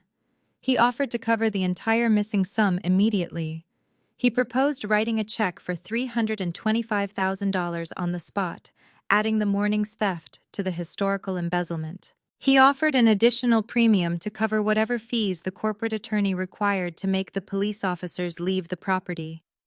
He tried to frame the situation as a simple accounting error, calling it a minor debt. He pleaded with his son-in-law to consider the family reputation. He promised strict oversight of Kendra's future behavior if the criminal charges disappeared. He suggested enrolling her in residential rehabilitation facilities for shopping addictions, desperate to rebrand a felony as a treatable mental health condition. Brenda added her voice to the bargaining, suggesting they could handle the discipline internally without involving the federal justice system or alerting the local media. They scrambled to purchase silence, throwing their generational wealth at the crisis in a frantic bid to buy their way out of a mandatory prison sentence. Jamal watched the frantic display of wealth deployed as a shield. He did not glance at the checkbook. He stated firmly that his integrity possessed no market value. He rejected the financial restitution, clarifying that writing a check could not erase the betrayal. A bank transfer could not repair the devastated trust or restore the funds stolen from their children's educational savings accounts. He explained the police were not a collection agency hired to settle overdue balances. His medical clinic was not a personal loan service offering flexible repayment terms to fraudulent relatives seeking a quick exit. He turned away from the pleading patriarch, signaling the end of the desperate negotiation. He addressed Richard directly, stating the long corrupt era of buying compliance had officially terminated. He reinforced that the evidence gathered through the shadow audit belonged to the federal authorities, now securely sealing the criminal investigation permanently beyond the reach of quiet private settlements. The leather checkbook remained entirely useless on the glass coffee table. The family's primary weapon proved entirely ineffective against a principled man seeking strict legal justice rather than a fast, quiet payout. Jamal stood tall, resolute in his unwavering decision to let the legal system dismantle the toxic syndicate piece by piece without showing any mercy whatsoever to the thieves. The lead police officer stepped past the glass coffee table, breaking the petrified silence gripping the room. He delivered the official mandate, his voice echoing off the vaulted timber ceilings. The charges listed corporate wire fraud and grand larceny, carrying heavy federal weight. He instructed Kendra to turn around and place her hands behind her back. She hesitated, casting one final desperate glance toward her father. Richard stood immobile, his leather checkbook hanging uselessly in his grip. The officer did not wait for compliance. He grasped her wrist, securing the cold steel around her arms with a sharp, ratcheting click. The shimmering emerald silk of her expedited designer robe bunched awkwardly under the rigid chain linking her wrists. The luxurious fabric clashed violently with the grim reality of law enforcement restraint. She opened her mouth to protest, but the officer recited her rights in a flat, unyielding monotone, drowning out her fragile whimpers. Her knees buckled slightly. The second officer caught her elbow, holding her upright. The arrogance that fueled her nocturnal theft evaporated, leaving behind a terrified thief facing the immediate consequences of her greed. Brenda witnessed the steel cuffs locking around her daughter's wrists and lost all remaining composure. Her knees gave out. She collapsed onto the slate floor, her pristine white loungewear pooling around her. A guttural wail tore from her throat, shattering her curated image of matriarchal grace. She pounded her fists against the stone tiles, demanding the officers stop pleading with Jamal to reconsider. Her histrionics fell on deaf ears. Jamal maintained his rigid posture, watching the extraction of the toxic element from his life with surgical detachment. Richard stared blankly at the scene. The patriarch who commanded boardrooms and dictated family hierarchy found himself entirely impotent. His wealth failed to purchase a reprieve. His intimidation tactics held zero jurisdiction over sworn law enforcement. He watched the officers guide his handcuffed child toward the heavy oak door, offering zero physical or verbal resistance. The syndicate was officially dismantled. The foyer descended into chaotic noise blending. Brenda's hysterical sobs with the heavy boots of the departing officers. I turned my back on the spectacle. My focus shifted entirely to the man pressed tightly against the stone fireplace. Spencer watched his sister being led away, his face drained of blood, his chest heaving with shallow breaths. He looked like a cornered animal, realizing the protective enclosure of his family's influence had just burned to the ground. He turned his wide, panicked eyes toward me, searching for an anchor amidst the devastation. He expected me to offer a stabilizing presence, perhaps hoping the crisis would trigger a sense of marital duty. He misunderstood my role in this operation. I did not stand in that room as a supportive spouse. I operated as the architect of his reckoning. I reached into the front pocket of my structured laptop bag. My fingers closed around a thick, sealed envelope I had prepared long before we boarded the flight to Aspen. I pulled the heavy parchment free and walked the short distance across the Persian rug. Spencer flinched as I approached, bracing himself for a verbal assault. I offered no raised voice or bitter accusations. I simply extended my arm, pressing the document against his chest. He reflexively brought his hands up to grasp it, his knuckles white with tension. I instructed him to review the contents at his earliest convenience. The envelope housed a comprehensive roadmap of his impending ruin.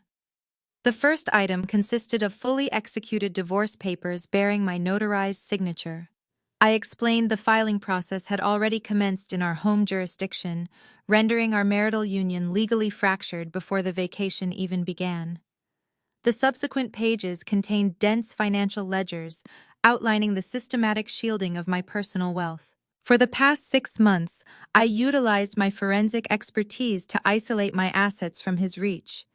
I established independent trusts, routed my capital through secure channels, and severed every shared financial tie binding us together. Spencer stared at the thick envelope, his mouth opening and closing as the magnitude of my preparation crashed over him. He realized I had not merely reacted to his cowardice this morning. I anticipated it. I engineered a robust defensive perimeter long before he issued his pathetic ultimatum in the mudroom. I detailed the specific forensic maneuvers I employed to secure my independence. I informed him that the primary residence we shared now sat legally transferred into a holding company under my exclusive control. The joint checking accounts he assumed provided a safety net, held nothing but the minimum balance required to keep them open. Every dime I earned tracking corporate fraud rested securely behind firewalls he lacked the intelligence to breach. The color drained further from his face, leaving his skin a pale, sickly gray. His eyes scanned the crisp white edges of the envelope, processing the undeniable proof of my autonomy. He built his identity on the assumption of my subservience, relying on the toxic family dynamic to keep me anchored to his life. The sudden removal of that anchor left him adrift. He possessed no career prospects capable of maintaining the lifestyle he enjoyed, and the generational wealth he relied upon was currently destined for seizure to pay restitution and legal defense fees. He stared into the abyss of his own making. He attempted to hand the envelope back, his hands shaking violently. He stammered a frantic plea, begging for an opportunity to discuss the separation away from the current chaos. He promised to seek counseling, offering to distance himself from his parents to salvage our marriage. The bargaining phase commenced too late. I let his apologies hang suspended in the cold mountain air. I stepped back, severing the physical proximity. The surgical precision of my departure mirrored Jamal's clinical execution of the fraud trap. Spencer clutched the divorce documents, realizing his total isolation for the first time. He stood paralyzed beside the cold stone hearth, a hollow, defeated shell haunting the ruins of a collapsed dynasty. I turned my back on his silent panic and stepped through the heavy oak door. The freezing mountain wind hit my face, carrying the sharp scent of pine and undeniable liberation. Jamal waited by the idling vehicles. We exchanged a final resolute nod before climbing into our respective cars. We drove down the winding mountain pass, leaving the shattered syndicate to face the bleak, unforgiving dawn. 6 months advanced with the swift, unyielding weight of justice. The federal court system operates on a methodical rhythm, systematically stripping away the protective layers of wealth and social standing. Kendra stood before a district judge stripped of her designer labels and elite privileges. A standard-issue corrections uniform replaced her imported silk garments. The digital audit provided an inescapable web of evidence, leaving her high-priced defense attorney with nothing but empty pleas for leniency. The magistrate handed down a harsh, definitive mandate. She received a 72-month sentence in a federal penitentiary for corporate wire fraud and grand larceny. The ruling mandated immediate incarceration. The golden child found herself locked behind reinforced steel. Wardens and rigid schedules now dictated her daily routine, replacing high-end boutique managers and leisurely brunches. Her arrogance fractured the moment the bailiff escorted her toward the holding cells. She wept bitterly, finally grasping the severe reality of her actions. Her parents attempted to shield her from this reality. They weaponized their generational wealth to fight the federal indictment, but empirical data overpowered their financial muscle. They drained their extensive investment portfolios to retain elite defense firms, hemorrhaging capital in a futile battle against the raw server logs. The court ordered massive financial restitution to Jamal's medical corporation, prioritizing the recovery of the stolen college funds. To satisfy the crushing legal debt, Richard and Brenda initiated a humiliating public liquidation of their assets. The luxury Aspen cabin went on the market first. They sold the property at a steep loss to expedite the necessary cash flow. Their sprawling primary estate followed shortly after, auctioned off to satisfy remaining creditors. They relocated to a modest rented townhouse on the industrial outskirts of the city. The local country club quietly revoked their membership, prioritizing the preservation of their elite reputation over old, tarnished friendships. Brenda's manufactured victimhood held zero currency in their new diminished reality. Richard lost his booming voice and intimidating posture, reduced to a quiet, bitter man counting pennies to keep the lights on. The local newspapers documented their steep descent, ensuring the community witnessed the collapse of their social standing. Spencer faced the brutal collateral damage of his cowardice. The scandal surrounding his family's criminal enterprise bled directly into his professional life. His corporate employers viewed the proximity to federal wire fraud as an unacceptable liability. They terminated his contract swiftly, severing his primary source of income and revoking his executive benefits. Without my shielded assets or his father's dwindling bank accounts to rely upon, Spencer spiraled into rapid, undeniable decline. He secured a cramped, dark apartment in a deteriorating neighborhood. His days devolved into a grim cycle of menial job interviews and bitter isolation. He wagered his marriage to protect his toxic lineage, ultimately losing both the partnership and the protection. The divorce finalized swiftly. The judge recognized the clear division of assets I established months prior, excising his name from my legal and financial existence without awarding him a single cent of alimony. He learned the harsh cost of loyalty to a fractured hierarchy.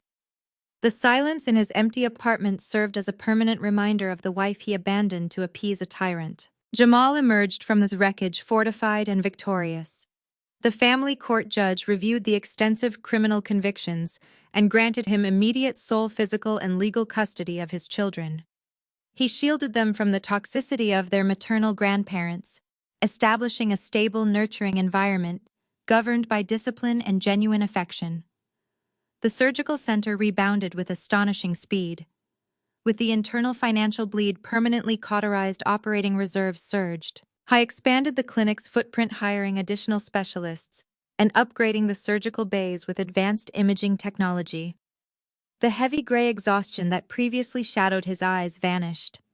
The calm, steady focus of a man who reclaimed his life's work replaced the burden of his former marriage. He secured his children's future, rebuilding the university funds, with the restitution checks signed by Richard. His career thrived, unburdened by the parasitic drain of his former in-laws. He finally experienced the peace he deserved. My own professional trajectory accelerated far beyond the narrow, suffocating confines of that toxic family structure. The meticulous execution of the complex shadow audit caught the immediate attention of regional regulatory agencies. A federal-level accounting firm recruited me heavily, offering a senior director position specializing in large-scale corporate fraud extraction. I sit in my new corner office watching the city traffic flow steadily far below the reinforced glass windows. The polished desk in front of me holds fresh, complex case files detailing offshore tax evasion and executive embezzlement. I approach each new assignment with the same clinical precision I applied to my former relatives. The trap operated precisely as designed. The numbers delivered a brutal, unbiased verdict. They dismantled a predatory syndicate and exposed the fragile foundation of their arrogance. I secured my autonomy, defended a hard-working father, and walked away from the blast radius entirely unscathed. The glorified calculator closed the ledger, the final balance calculating to a flawless, irreversible zero. This victory belonged to the silent, calculating observer who refused to bend. Justice rarely announces itself with a warning. It arrives quietly, hidden within the undeniable logic of mathematics, waiting for the guilty to miscalculate their own invincibility. I took a slow sip of my coffee, savoring the quiet victory. The winter storm had finally passed forever, leaving a bright, unobstructed path forward. I learned the hard way that blind loyalty must never require sacrificing your personal dignity. For years, I watched my in-laws weaponize their wealth to manipulate those around them. When my husband chose to shield his sister's felony rather than defend our marriage, I realized that prioritizing facts over manufactured illusions brings genuine liberation. You do not have to endure a hostile environment simply because people share your bloodline. Walking away with your integrity intact remains the highest triumph. Have you ever walked away from toxic relatives to protect your peace? Share your own experience.